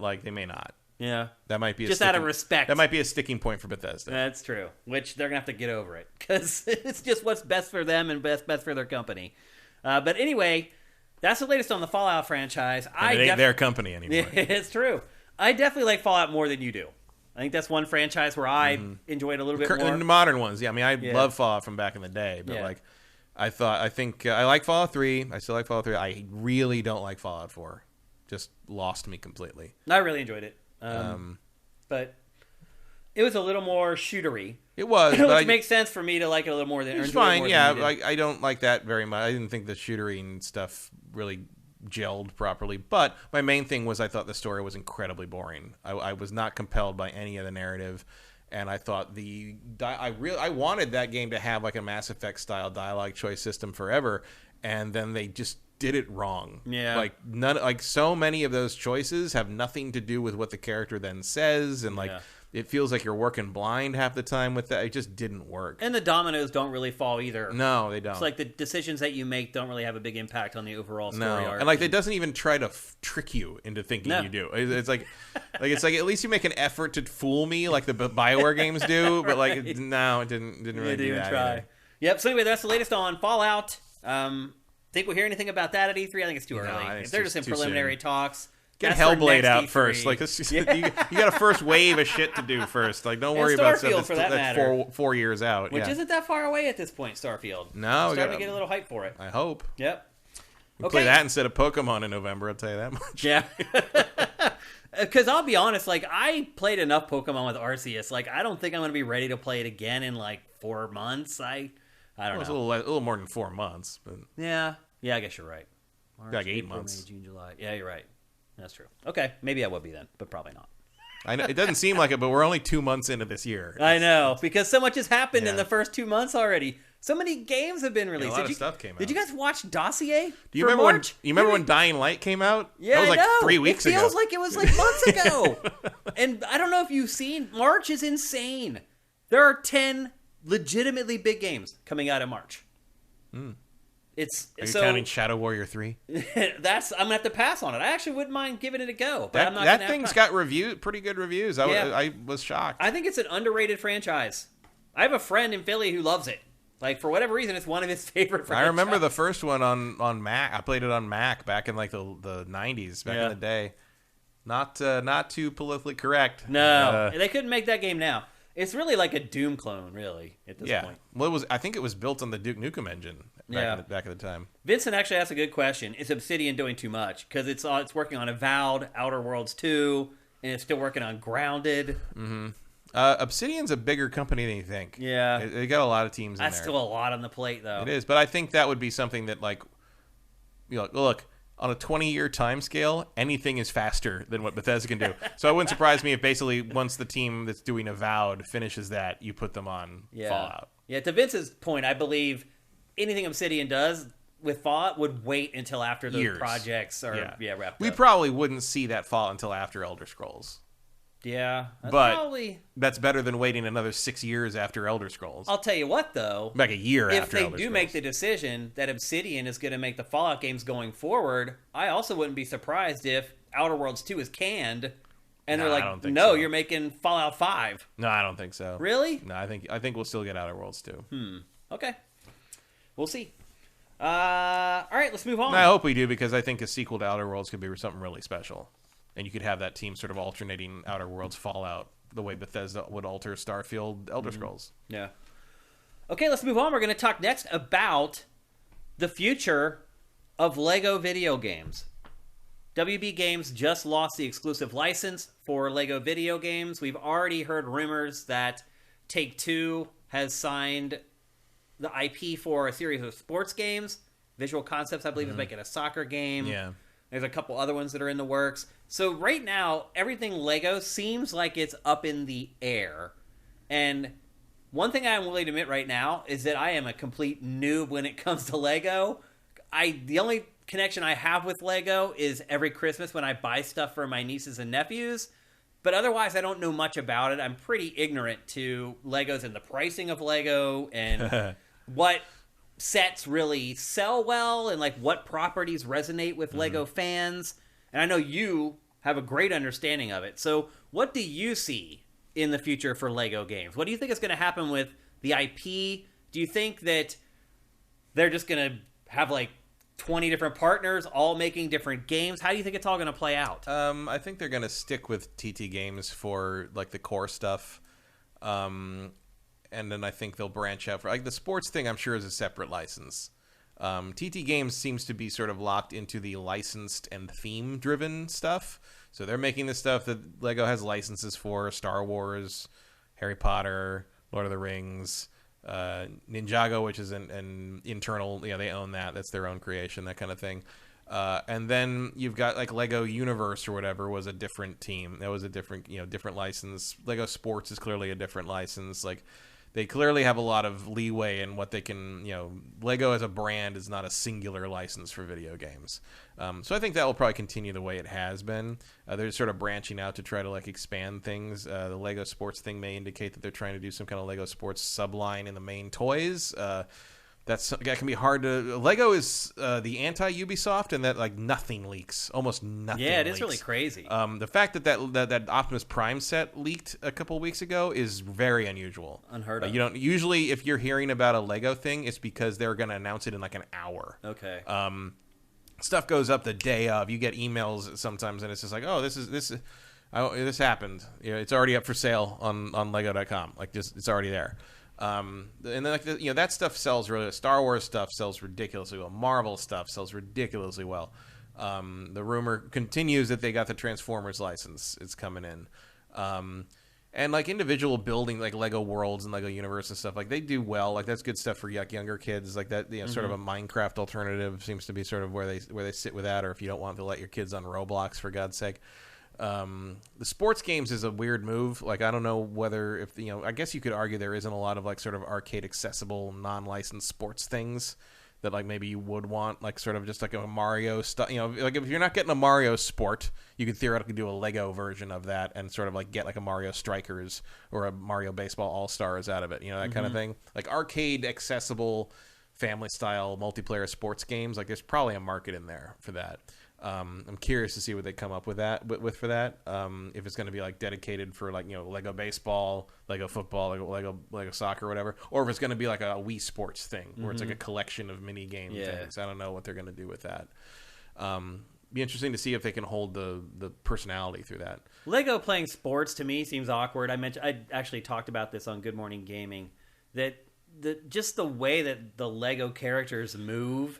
Because they have so few points of articulation, like they just move kind of awkwardly. I just wonder how that translates over to in animation. They just move however they need to move. Like there's a lot of squash and stretch with them. Like if you watch the Lego Movie and stuff, like they just move however they need to move. Oh, so you think they'll just not follow the toys as closely? Yeah, like in the Lego movies, like they mostly go with kind of the Lego articulate. But if they need to bend their arm to pick something, like they just do it. It's like Toy Story. Yeah, doing it real time in a game, though, I just wonder how that'll... I mean, it's the animation of a Lego character is pretty much a solved problem. Yeah. Like they can do whatever you need them to do. Okay. They squash and stretch just fine. Okay. The question is, like, what's the hook beyond its like, like, get a bunch of yellow Lego men playing baseball or soccer or whatever. Like, okay, and what? Yeah. Like that's sort of my, yeah. Is that enough? It's probably not. Yeah, it's without the licenses, I don't know if that's a huge draw, unless it's just you want a sports game that isn't going to be overcomplicated like the official licensed professional stuff is. If they did somehow get the licenses, and you had Lego-fied versions of pro sports players, I mean, like that might actually like Lego FIFA would be a thing, or Lego NFL, where you have Patrick Mahomes Lego, and that I don't think will ever happen. Yeah, because NFL is too limited. Too complicated. It's not too complicated. It's too limited. It's only the appeal's only America. Yeah, and Lego's going to want to do something worldwide. The NFL can be pretty douchey. Yeah, but even I don't even think there'll be an American football one because it's just one country. Yeah, like it's the biggest country though.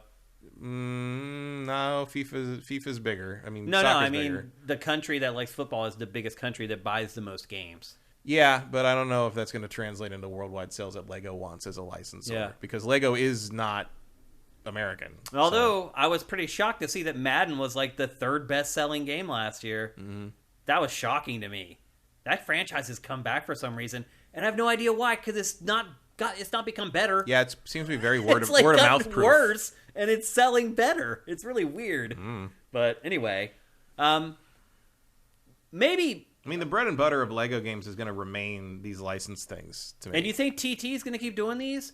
I don't see why you'd take that away from them. They still do it really well. Aren't they owned by Warner Brothers, WB Games? I thought they got bought by somebody. Did they get bought by somebody else? I think they are owned by WB. They were. Did they? I don't know. And if that's the case, then how does that work, right? Because WB just made a big stink about how it lost the Lego license. Mm-hmm. So if it thinks it's actually going to keep making the games... Lost the Lego license for what, though? It didn't say. It just said it lost the Lego exclusivity.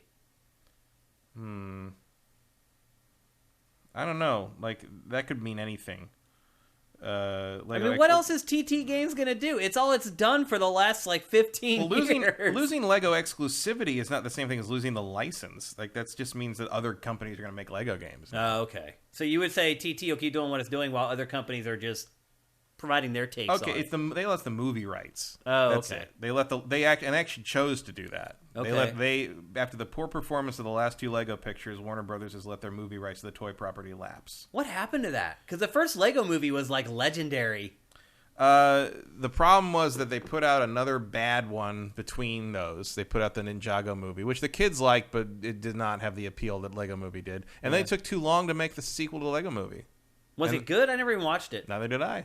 I don't know. That says it all, doesn't it? The time had passed. Basically. If you didn't watch it. They got that Lego Batman movie out, and that was all right. But yeah, that was pretty good. I think I watched that on a flight. Yeah, but they basically had to strike faster when the iron was hot with that Lego. The Lego movie sequel was something like 5 years later. It was just too late. It did seem like it was quite a distance between the two. And around that time was also when you had Spider-Man kind of, Into the Spider-Verse sort of changed what people wanted from that kind of Sony animation and stuff, and it's a whole different thing. Lego movie was a moment in time, and they were never able to recapture that. That was the problem. Yeah. So they don't have the movie license anymore, but I'm sure TT Games still has the games just fine. And someone said in chat that Warner does indeed still own TT. So. Yeah. And they have whatever deals are in place. Like Warner doesn't. I mean, they're still making Star Wars, and Disney owns that. So. Yeah. And they're still making Jurassic Park stuff, and Universal owns that. It's there doesn't seem to be a lot of company line problems when it comes to the licenses. Because I think Lego is the one who controls that.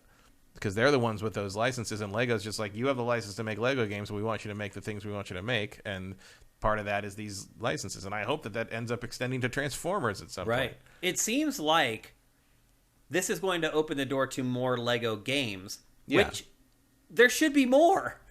Yeah, well, think about it. We're getting one Lego game. There are a lot of Lego games. And I don't think this changes anything about the really? Lego games. No, you don't think we'll get more console Lego games from this? No. Well, we're already getting some. We're getting the sports games. Yeah, but that is a new move. That's a new brand. Because you don't think there's going to be more new moves?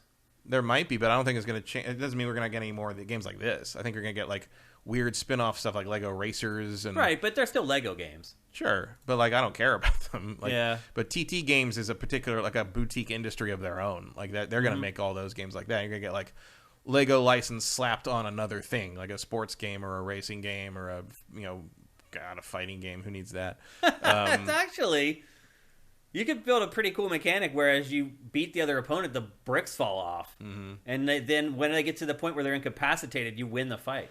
Yeah, or like building, Minecraft definitely has made, I think Lego Universe and Lego Worlds, and I mean, the only... There's a lot of opportunity, I feel really like, the only IP. Lego, like, kind of crash and burn has been the Toys to Life thing. Yeah. It just didn't last. Yeah. But that was also partly because that fad ended. It did okay while the fad was a all thing. Right, yeah. But... I thought it was a good game. Like, it was a cool way to do things. Lego Dimensions. Involved I still have them all in the closet downstairs. They're all, like, unopened and no, most of them are open. I played them. I just don't know what to do with them. That stuff has not kept any value. Oh, there's no I had value kept at a all. lot of those characters from like Disney Infinity, and I had all that stuff like boxed up, and I went and checked like eBay, and like you can't even give that stuff away. You're a long way from when that Boba Fett was worth like $60. Yep. I ended up just giving all that stuff away to my nieces and nephews. I got rid of all my Skylanders stuff. That way.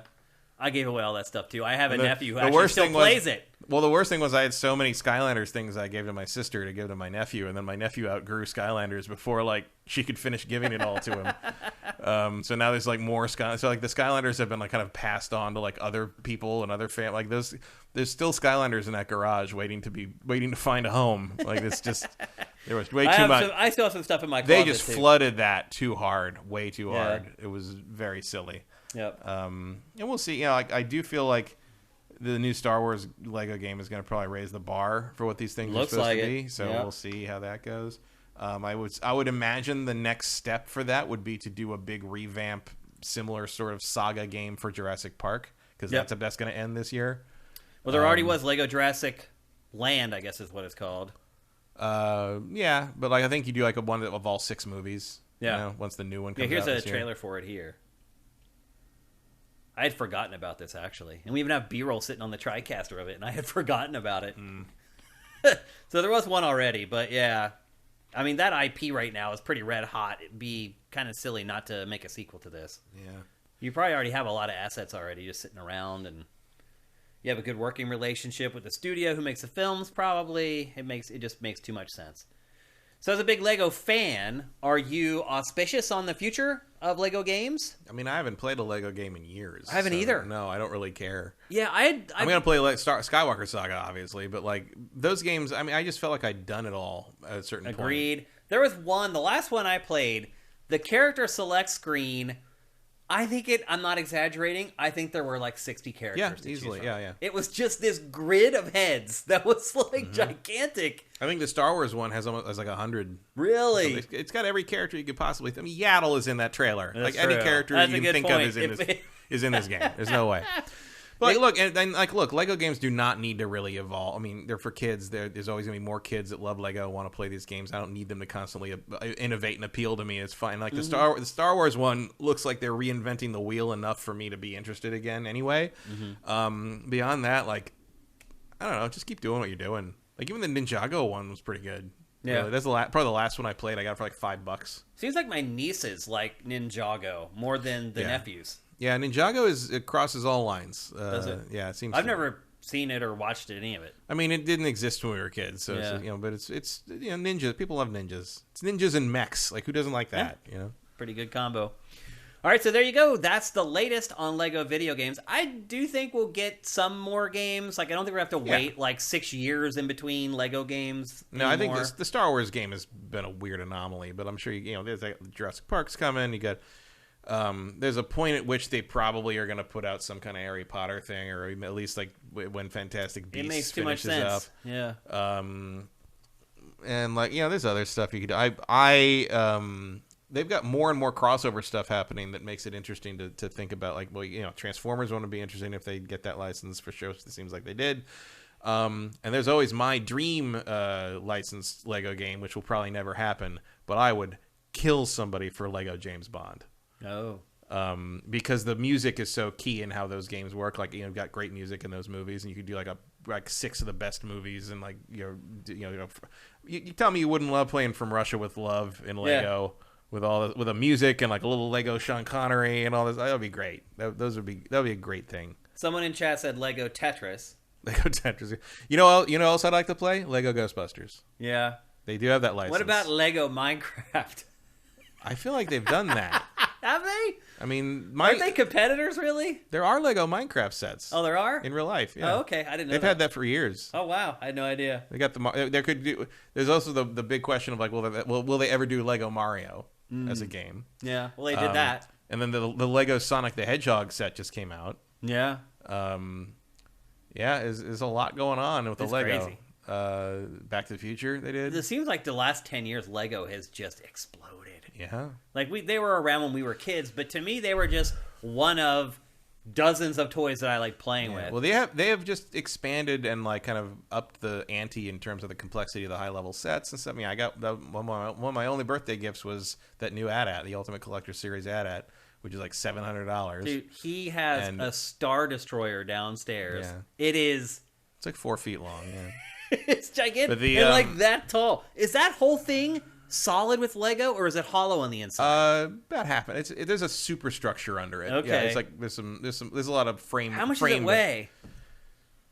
Like 8 pounds. Oh, that's not 8, bad. 9 pounds. I thought it would weigh way more than that. I don't think it weighs much more than that. Oh, okay. It's not nothing, but it's liftable. Here's the thing that cracks me about the AT-AT. So it's a huge set, like tons. It's like $700. Thousands and thousands of pieces. It's like 4 feet tall. It's like to scale with the figures. It's like the figures it comes with. I don't know. I haven't built it because I don't know where I'm going to put it.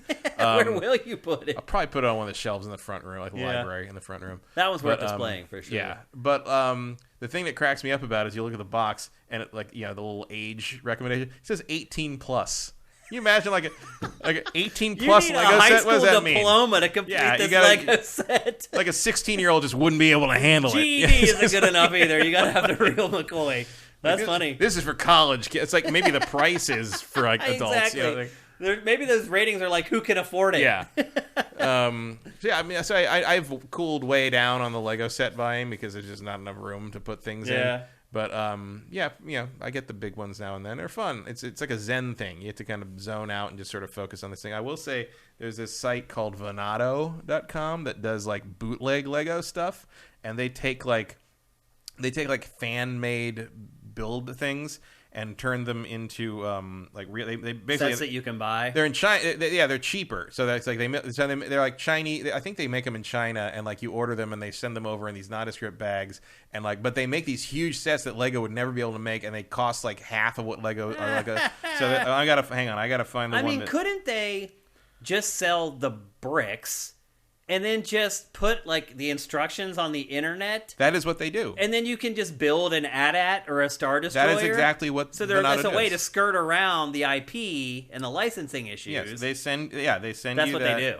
Yeah, they send you They're that. So here's these bricks. We're not going to tell you what to do with them, but there is this thing on the internet that you can go to. Right. That's pretty much what happens. Yeah. And, I have an AT-AT that does that. And the problem is that there is no organization. So Lego sets come with numbered bags, and the instructions tell you now open bag 1, now 2, and that's where you find all these things. So otherwise, if you have, because before they started doing that, you had to basically spend time organizing all the parts, and the Venado stuff and the bootleg stuff comes with no organization. So you just have to open all these parts and organize them first. And if you're missing any, you got to help you. And so I got stalled out on the AT-AT they do. So especially because you're going through a PDF and the instructions are great. So, but this just came out. This came out this week. It is a Lego Minas Tirith by that bootleg site. You can see that. Wow! So this set is $6,000, and it contains 99,524 pieces. This thing is 4 feet tall. What's the age rating on that one? There is no age rating. It's bootleg shit. Like no one. There's. So wait, that's bootleg and it's still $6,000. Yes. Dang. It weighs 92 kilograms. Oh my gosh. 92 kilograms. You have to build a foundation to build 300. The foundation is also made of brick. 335 bags. Oh my gosh. That's like a year-long project. 116 by 231 by 131 centimeters. Wow. Gigantic. Yeah. And you're not getting it. No, right? God, no.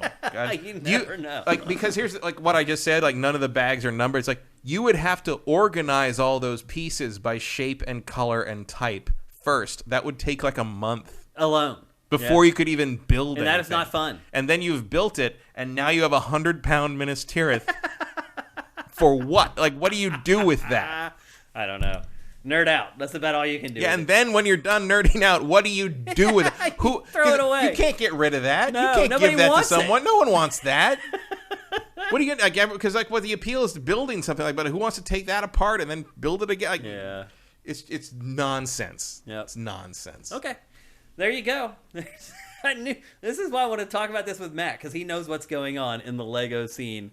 And I think if you just left this conversation feeling like you don't know what's going on, you might want to listen to it again, because that was the 411. All right, Let's move on to our People last in the chat are asking about a link to that. Just Google Vonado, Vonado, Minas Tirith, and you'll find it. Imagine if you have kids, though, and you're getting sick of spending $200, $250 on these things, and you're like, you know what? If I can buy it from some bootlegger for $50 or whatever, that's a game changer. They don't make duplicates of the Lego sets themselves. They make the instructions? They make generic bricks in the counts you need to make fan-made things. Gotcha. So it's not the official plans. They are not official plans, no. Because that's where they had to draw the line, I guess. But there are really elaborate 3D modeling programs that you let people build their own Lego sets and put the instructions that, they basically, you output the instructions the exact same way the Lego instructions look. So There's almost no difference.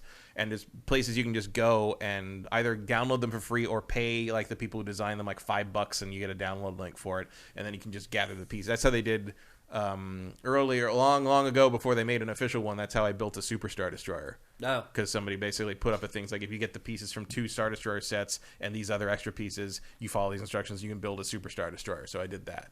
Okay. So that's how kind of that worked. But this place, the bricks are like a third the cost of a normal Lego set brick would be.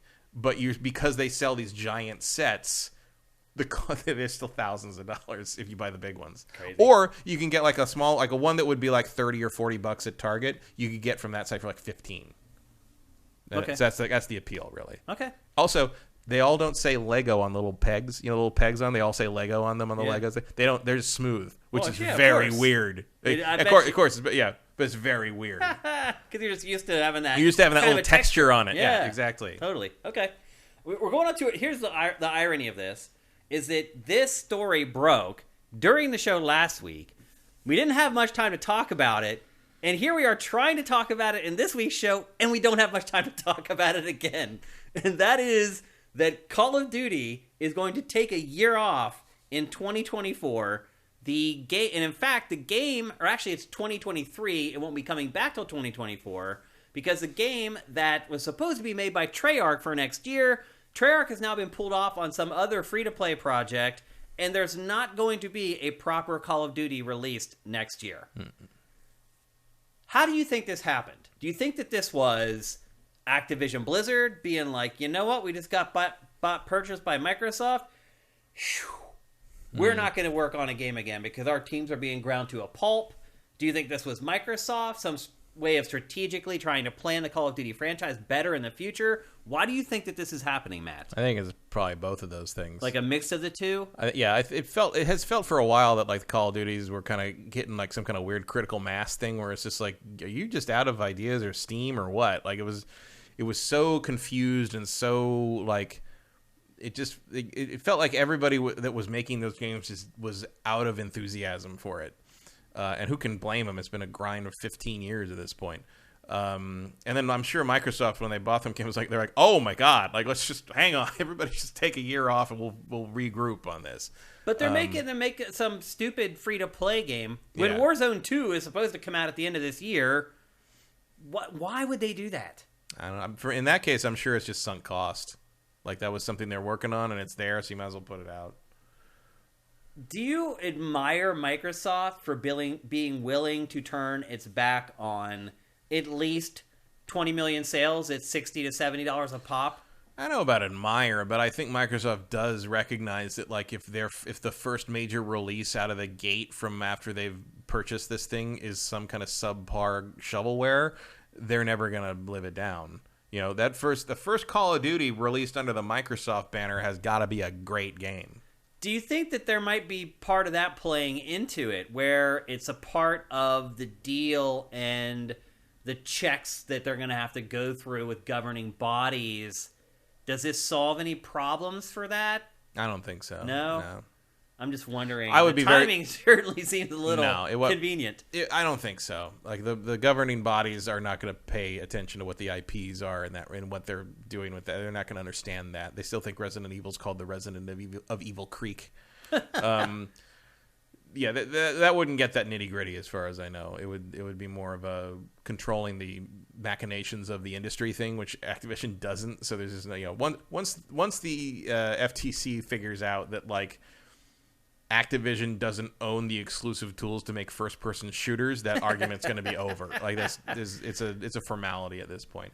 This is, I think, more of a thing where Microsoft knows that you're just never going to hear the end of it if that first Call of Duty under Microsoft's watch isn't great. Yeah. Like, they have to put a quality product out. There might be a thing where it's like, hey, that's one less thing we got to put on PlayStation before that contract runs out, because a lot can change in 2 years. But we'll see. Yeah. It'll be interesting to watch. I do wonder if a lot of the stuff that Microsoft is doing is for show now, and then, as you said, you wait a couple years, and are these governing bodies going to come back and be like, "Oh, hey, you're breaking the rules now"? Well, there is no rule on that. That's. Well, Pactor seems to think that there are fines that can be levied if they breach the contract, sure, but nothing that would stop the acquisition. Right. Well, I mean, they're going to wait to do this stuff until the acquisition is complete. Yeah, but I've said before, like, once those contracts are done, all bets are off, no matter how much rhetoric they want to throw around about, like, oh, we're going to keep it on PlayStation it's a PlayStation franchise. It's like, come on, guys. Like, you might keep Warzone on there, but the yearly release, like, I don't know about that. I struggle to understand that. Why would you pay the amount of money you've paid for them if you're going to keep it on your competitor? Give the game away. I agree with you. Pactor will fight us tooth and nail on that, though. Pactor has thought for 2 generations you're going to plug the next PlayStation into the side of a television. So that's true. Or it was going to be built into the television. Yeah. So still not there. Nope, still not there. Never going to be. I don't know about never, but it's definitely taken a lot longer. Might not be in my lifetime. I mean, like, every time someone says something like that, the next system that Sony puts out sells even better. Yeah. Like, it would be selling even more if, like, they could get enough out. But, like, there is no lack of demand for console hardware. It just, like, there's no reason to build them into the TV. Yeah. And, like, to do that you couldn't put that PlayStation 5 set into a television. That doesn't make any sense. Imagine the fan that you need in that thing to keep it cool. You couldn't even fit it. You physically couldn't fit the hardware in a TV. Unless the TV looks like the TVs we watched in, like, the 80s. Yeah. No, you need to go back to projection screens. Or back when TVs were built into, like, a record player. Remember that? And they were like a piece of furniture. Mm-hmm. With a VCR on the bottom. That's great. Yeah. Where's my wood paneled PlayStation 5, Sony? Well, it's funny they remade the Atari VCS. Did they make a wood grain version of it? Probably. I think they did actually. Yeah. Maybe that's what the Amico needs. Rosencrantz is asking, are they not going to put it on Game Pass? Call of Duty. That's a good question. I mean, that could be your advantage for at least until you write that contract out. It's like, well, you can buy it on PlayStation, or you can just play it here for $13. For nothing, for a subscription you might already have. Yeah, kind of thing, you know? That's true. And then Vincent chimes in. He says, according to chatter, I don't know what that means. Rumors, I guess, floating around. Activision knew this could happen. Activision knew this could happen, and it's a big part of why they're selling. I think more of a part of why they're selling is they don't want to clean up their own mess. Right. But, I mean, it's part of the mess, but bigger mess is the whole... Right, I think there's... The bigger mess is the whole employee killed themselves because you harassed them into it thing. Yeah. There's a whole... I mean, there are a lot of messes, apparently. Yeah. And now, hearing about this Call of Duty stuff, it feels like Activision Blizzard was hanging on by its fingernails the last couple years, and they just finally let go. Yeah. And I appreciate Greg Miller's commentary about Bobby Kotick. Well, what did he say? F Bobby Kotick? Yeah, at the awards show. At the DICE Awards? Yeah. I'm sure there were people in the audience there who did not appreciate that. Well, I think they can go fuck themselves, too. Exactly.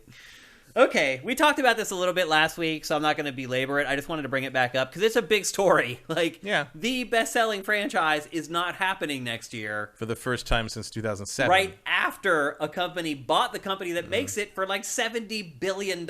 So it's a big story. I mean, you got to reorganize a little bit. Like, you got to, like, regroup and figure out what you're, I mean, you can't deny as the one who's played more of them than I have, like, there's a point at which you're just sort of like, this franchise is on fumes. Oh, it is. Like, I mean, I have struggled to get through, if the games have a campaign, I've struggled to get through the last couple campaigns. There's just no verve to them anymore. It's just, it doesn't matter what they do anymore, because it's not like... You know what I'm hoping is that someone up in Microsoft brass was a big fan of Infinite Warfare. Oh, right. Yeah. Like, bring that shit back. Seriously. I want to play that again. Because it seems like it doesn't matter what they do. It's not like the games have become less bombastic. It's just... I'm desensitized to it now. Yeah. Like, the last Call of Duty Vanguard, you play the campaign, it's insane. You're flying out of a plane, and there's, like, planes going down, and there's people on fire flying next to you, and you hit the water, and there's a dude dying next to you. But it still feels like they're chasing the dragon of what Infinity Ward did back in the day. Yeah. Like, no one's really topped Modern Warfare 1, 2, and Black Ops 1 and 2. Like, it's lost the ability to surprise. Mm-hmm. And I will say this, I do admire that they haven't stooped to the point of, you know what, we're just going to make sure we have at least one thing, like no Russian in every game. Because they could easily do that. For a while, there was a little bit of that. Kinda, like, but still nothing to the level of no Russian. No. Like, it still is the most shocking moment in Call of Duty games. Yeah, but, like, you have to, no Russian was sort of one-upping what the atomic bomb in the first Modern Warfare, and I think that's the moment you want to lean towards more than anything. You want to lean towards this thing, the shocking moment. Doesn't have to be ethically shocking, but it should be shocking in terms of like, oh, I didn't think they were going to go there with this thing. You know, the shocking the reason that the atomic bomb is shocking in Modern Warfare is at the time there was that whole thing where like all the games that did Modern Warfare and Rainbow Sixy stuff was like they worked pretty hard to make sure nothing happened that could take it out of our world to some degree. It was sort of that element of like, oh, maybe that's happening somewhere out there. It's like, well, no, like no one blew a nuke up in the Middle East, so like clearly this takes place in some other alternate world. And also, it killed one of the three main characters you were playing as for the whole game, and you had to watch him die through his own eyes, and you're like, oh, that was different. Intense, like that was not a thing that they did back then. And then No Russian was more of like pushing the envelope on that.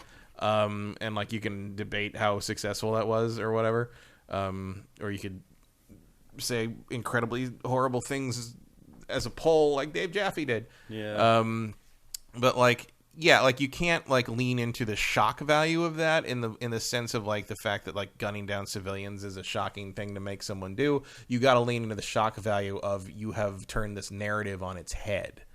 And that's what Modern Warfare 1 did that was so interesting. And they've never equaled that again. I mean, No Russian was definitely the peak of the controversy of that, but I don't think they've ever topped that nuclear explosion as a holy shit moment. I'd like to see more of that, and I'd like to see more things, just little things. Like one of my big nice remembrances of back in the old days was being at that Microsoft press conference when they showed Modern Warfare. And the two guys in the ghillie suits stand up, and the whole audience gasped. Like no one knew they were there. Like it was so good, it was so perfect. And the guy stood up, and it was like, oh, like you can't even really hear it on the video of it. But like if you were there, that whole stadium reacted to it. And like little things like that, like lean into that. High School. Yeah, that was at the open stadium. I keep hitting the mic. Open stadium at Santa Monica when everything was down in Santa Monica for some stupid. Oh my god, what a terrible year that was. Yeah, that was 2007. Yeah. And that was a rough year. It sure was for E3. Just driving to hotel to hotel to hotel, and it's like, my God, you remember when you just walk across the hall, or just walk across like the way over to Ubisoft or whatever. But it was like that's the sort of thing I'd really be going back to the drawing board on that with like the old Infinity Ward games and how they worked and why they worked.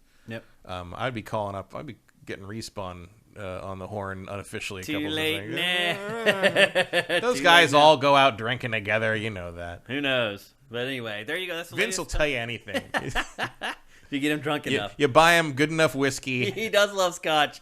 Pactor will get something out of him. Oh, yeah. Pactor will give him one of those $1,000 bottles of tequila, and that'll be the end of it. Yep. So anyway, that's it on the latest update on Call of Duty, and that's it for GameFace 291. We do have time to maybe take a couple questions if you guys have them. Go at Sifted Games in the chat so we can find them easily. While we wait for you to add some questions into chat, I just want to remind you guys that this Saturday, Shane versus Elden Ring will be going down. Again, make sure you follow Sifted at Sifted Games on Twitter to know exactly the time that's going to happen.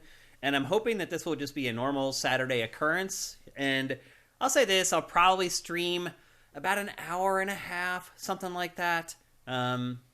We'll we'll see how it goes. I may get to an hour and I'll be like, this is all I can do for today. But I do want to say, come with positivity in your hearts. Come to help me. Come to give me pointers. Help me discover things that you've discovered playing Elden Ring or other From Software games. Let's make it a collaborative effort to get me through this game. This stream series may go on until I die. I'm not kidding. There's like 90 bosses in the game or whatever. It could literally last me for the rest of my life if I played an hour a week. Yeah, I mean, already if you played as much as I played, you're looking at a year. Right, exactly. So. There you go. So hopefully I'll see you guys all on Saturday here at the same spot, twitch.tv/SiftedGames. Should be a fun stream. JM Rain, making it rain as usual. I wish I could pop you up on the screen, but we'll have that back next week. But JM Rain handing out the tier 1 subs. Thank you. As always, man, you're amazing. Here's some questions. AJ the Legend Watson, going back to the discussion of easy modes, do you think it would satisfy all who care if the easy mode trophies or accomplishments distinguish the difference of what mode the game was played on? Yeah, I don't think anyone has a problem with that. I don't think anyone playing easy mode would care either. I don't think they'd care either. I don't think they'll be like salty if they're like they don't get trophies. Yeah, say easy mode, you don't get any trophies. Because that's the way it already works. Yeah. A lot of games already, if you play it on easy, you don't get trophies. Yeah, there's you have to play it on the default like setting usually to get the trophy. So yeah, I think people would be totally fine with that. I would be fine with it. Yeah. And I wouldn't be salty. I think most of the people that want to play the easy mode just want to see the game. Yeah. And like a game like Elden Ring, a lot of the parts of it, you could turn it back on to normal difficulty. Yeah. And then you fight a boss, and if you're finally to the point where you're like, damn, I just don't have 3 more hours to fight this guy, put it on easy, beat the boss, move on. Yeah. Like, don't get the trophy for that boss. Right, you don't get the trophy. Totally cool with that. I think everyone would be cool with it. Yeah. There's a lot of easy ways to solve this. There's just some people that don't want it to be solved. Mm-hmm. That's the problem. Yeah. Call of Duty. Where were you during our last discussion? Any more thoughts on Horizon Forbidden West? I haven't played it since... No, I did play it a little bit. But I haven't played it much since last week's show because I had to jump on Elden Ring. And Matt and I, we had it actually while we were playing Horizon. Mm. And personally, like, I played a little bit before I, like... Yeah, I mean, I had to really force myself to let go of Horizon to move on to Elden Ring after it was a couple days after the show. Yeah. And originally I was waiting for I'll wait and start Elden Ring over on the Xbox, and then Digital Foundry started talking about it's like, oh, good luck if you want to play it smooth, play the PS4 version on the PS5, which is ridiculous. I mean, I know that Demon's Souls is doing less in terms of the open world and stuff, but Demon's Souls the remake looks way better than Elden Ring, and it runs at 60 on PS5. I don't get it. I mean, I do get it because From has always been bad at the technical side. Actually, you're right. Demon's Souls, the remake, looks way better than Elden Ring. Yeah. I mean, that was one of the first next-gen games built for PS5. I was like, wow. Yeah, I mean, built for PS5. Elden Ring has previous gen stuff. But again, just night and day. There's no excuse for this game not running at 60 on the next-gen consoles. I will never forget the first time a torch lit up a face of one of the enemies in that Demon's Souls remake. Yeah. I was, terrified and, excited at the same time. I was like, hot damn, okay, I get next gen now. Yeah, it was good. And I mean, for someone who played Demon's Souls before, there was an element of oh, that's what that's supposed to look like. Right. Yeah, because Demon's Souls on PS3, man, it was... I mean, it's fun. Going back to it was fun. I remember, that was the only game I've ever backed out of a review on, because after a night, I was like, oh, can't do this. I'm not going to get through this at all. And so, but going back to it, I went through and it didn't die for 4 hours until I got through the third area, the third world or whatever. Mm-hmm. And, that was a big revelation. It was like, oh, I can play this now. Cool. Yeah. It's fun to have that. But again, there are way better looking and more intensive games on PS5 that run way better than Elden Ring, and it's just unconscionable. Yeah. And it's ridiculous that no one mentioned that in the reviews. I mean, any other game got hit. Horizon got knocked down to an 8 and stuff because it was characters' faces were messed up in cutscenes. That doesn't even affect gameplay. I know. But this thing hitches every time you load a new area in the middle of a fight, and no one cares. Okay, the LOD and the drawing and the pop-in. Look, on PS5, I understand you don't want to deal with the Toxa Bros on this thing. You just give it a high score and let the fucking world spin on. But it's ridiculous. Yeah, it's ridiculous. It does seem like there were different standards for those two games. Also, I think you're right that there's an element. Yeah, that's true. I mean, I'm happy it scored so high because it's my second. That's the best second pick in the history of fantasy game draft. for sure. Oh, like, yeah. It's like ridiculous. Like, should have been our first picks, frankly. Yeah. I mean, I but like, so I'm glad it got scored so high because it worked for me. But like, there's just an element where I'm just like, you were probably right, or maybe I don't know who brought up like the idea that like at a certain point, these games are so niche and so demanding. You just as an editor, you just hand it off to the guy on the team who does those games all the time, and like, this is the result. Yeah. Like, you're just gonna get. And these people have been created over time. Yeah. Because it started maybe back at Demon Souls, but more likely at Dark Souls. Yeah, Dark Souls was really where it started to hit what you consider critical mass. It's where it got discovered, frankly. Yeah. Because it was on multiple. It wasn't, Demon Souls was a PS3 exclusive, and Dark Souls was on everything. Yep, so. that made a difference.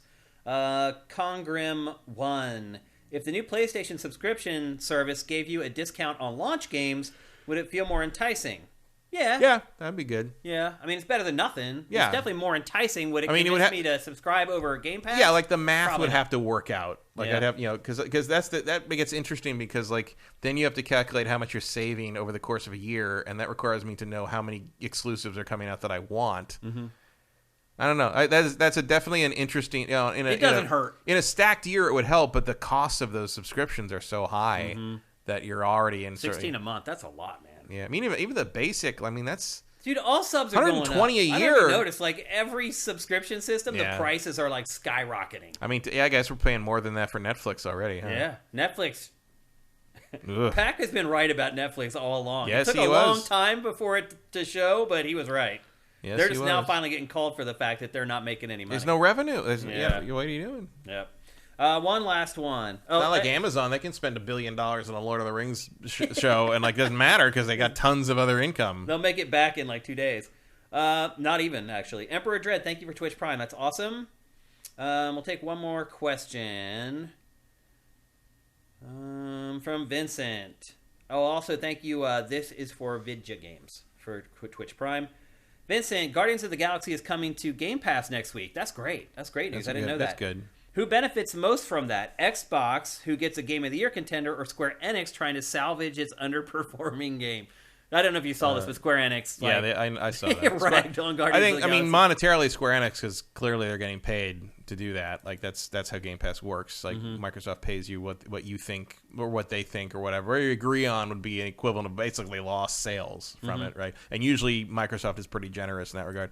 I think the people that's best for is us. Because it means we might get a shot at another Guardians game. Mm-hmm. Because anything they could recoup some of the money. Anything that they can bring more. They're stupid imaginary targets for revenue on this thing. Like, because I think that was a good one. I think they did a really good job on that game, and I would like to see that team get another shot. I agree. It was the most underrated game from last year, in my opinion. Or maybe underappreciated, underpurchased. I mean, it got some nominations. It got recognized. It didn't win much, but it was recognized. But it did not sell anywhere near. No. I mean, this is one time I probably would agree with Square Enix. Like, it should have sold better than it did. Yeah, it definitely should have. But like, if you expected it to, you were out in left field. Yeah. Like I think it sold about what I expected it to. It deserved to sell way more. Yeah. But like, it had just too many things up against it, including everybody's sour taste about Avengers, which is Square's fault. So like. They want to find someone to blame for that. Don't blame Guardians of the Galaxy. Blame your mirror. Yeah. We're going to have to stop it there. That's GameFace 291, an epic discussion on Elden Ring that may go down in the annals of video game journalism history. I mean, we talked about it for like an hour and a half, I think, or almost 2 hours. Up there, yeah. I don't know if we've ever talked about a game that long. I can't remember. And the reason I think it happened is because there are like these two perspectives on these games, and we're both in those different perspectives, and it just makes for, I think, a great discussion. I hope you guys agreed. Hope you enjoyed our discussion on Elden Ring. Don't forget, streaming on Saturday, Elden Ring, Shane versus Elden Ring Round 2. If you like what we're doing and you're listening to this show out on the wilds of the internet, whether you're on YouTube or you're listening to it on Spotify, Apple Podcasts, Google Podcasts, iHeartRadio, Stitcher, where else are we? We're everywhere. If you're listening to the show out on any of those services and you like what we're doing, head to patreon.com/sifted and drop us a pledge. We need every dollar we can get. Our Patreon just continues to go down. I don't get it. The more content we create, our Patreon also goes down. It's really bizarre. But anyway, we need help. If you can help us, that would be great. At the very least, please leave a review for our shows on whatever podcast service you're listening to them on. We'd really appreciate it. Again, that gets us up in the rankings so more people can discover our show who may be willing to contribute to us financially, which can make a big difference. If you're watching the show on YouTube and you can't afford to help, there's always Twitch Prime, completely free as long as you're an Amazon Prime member. The instructions are down in the description. I just rewrote them in the last week to make them even easier and more clear. You only have to connect your accounts once, and after that, it's literally just 2 clicks to give us a free $2.50 every month, and you do have to re-up it, and that sucks, I agree. I have petitioned Twitch at least 20 times to let Twitch Prime subscriptions be recurring. It is the most requested thing on all of Twitch's request boards. Mm-hmm. Every single Twitch streamer wants it. Maybe they'll finally listen and do it, but until then, you do have to re-up it every month. I do kind of enjoy the fact that I get to thank you guys, though, every time you do it. Speaking of which, The Legacy just subscribed with Twitch Prime. Thank you for that, and I missed that earlier. I just want to make sure there's anyone else. Nope, that's it. Matt, thanks again for opening up your home to us so we can come here and have a place to do the show. I think it looks pretty good. Yeah, it looks all right. I like it. I think the show looks good. There's a little bit of an under-the-sea dance look to it. But, yeah, that gradient's good, though, man. Look at that. It goes from green to purple in almost a perfect gradient. Mm-hmm. So, overall, I'm happy with the show. We'll have all the stuff hooked up next week, which means you guys will be more integrated into the show. You actually get to do, take this and, lift it up so it kind of covers the door a little more. I think it will you wouldn't be able to tell. That's true. Not a set. That's true, actually. So anyway, we do got to go. We ran way over on this show. That's what happens when you talk about one game for almost 2 hours. But we'll see you guys right back here at twitch.tv/SiftedGames at 1 p.m. Pacific, 4 p.m. Eastern next Tuesday. Until then, GameFace is up and out.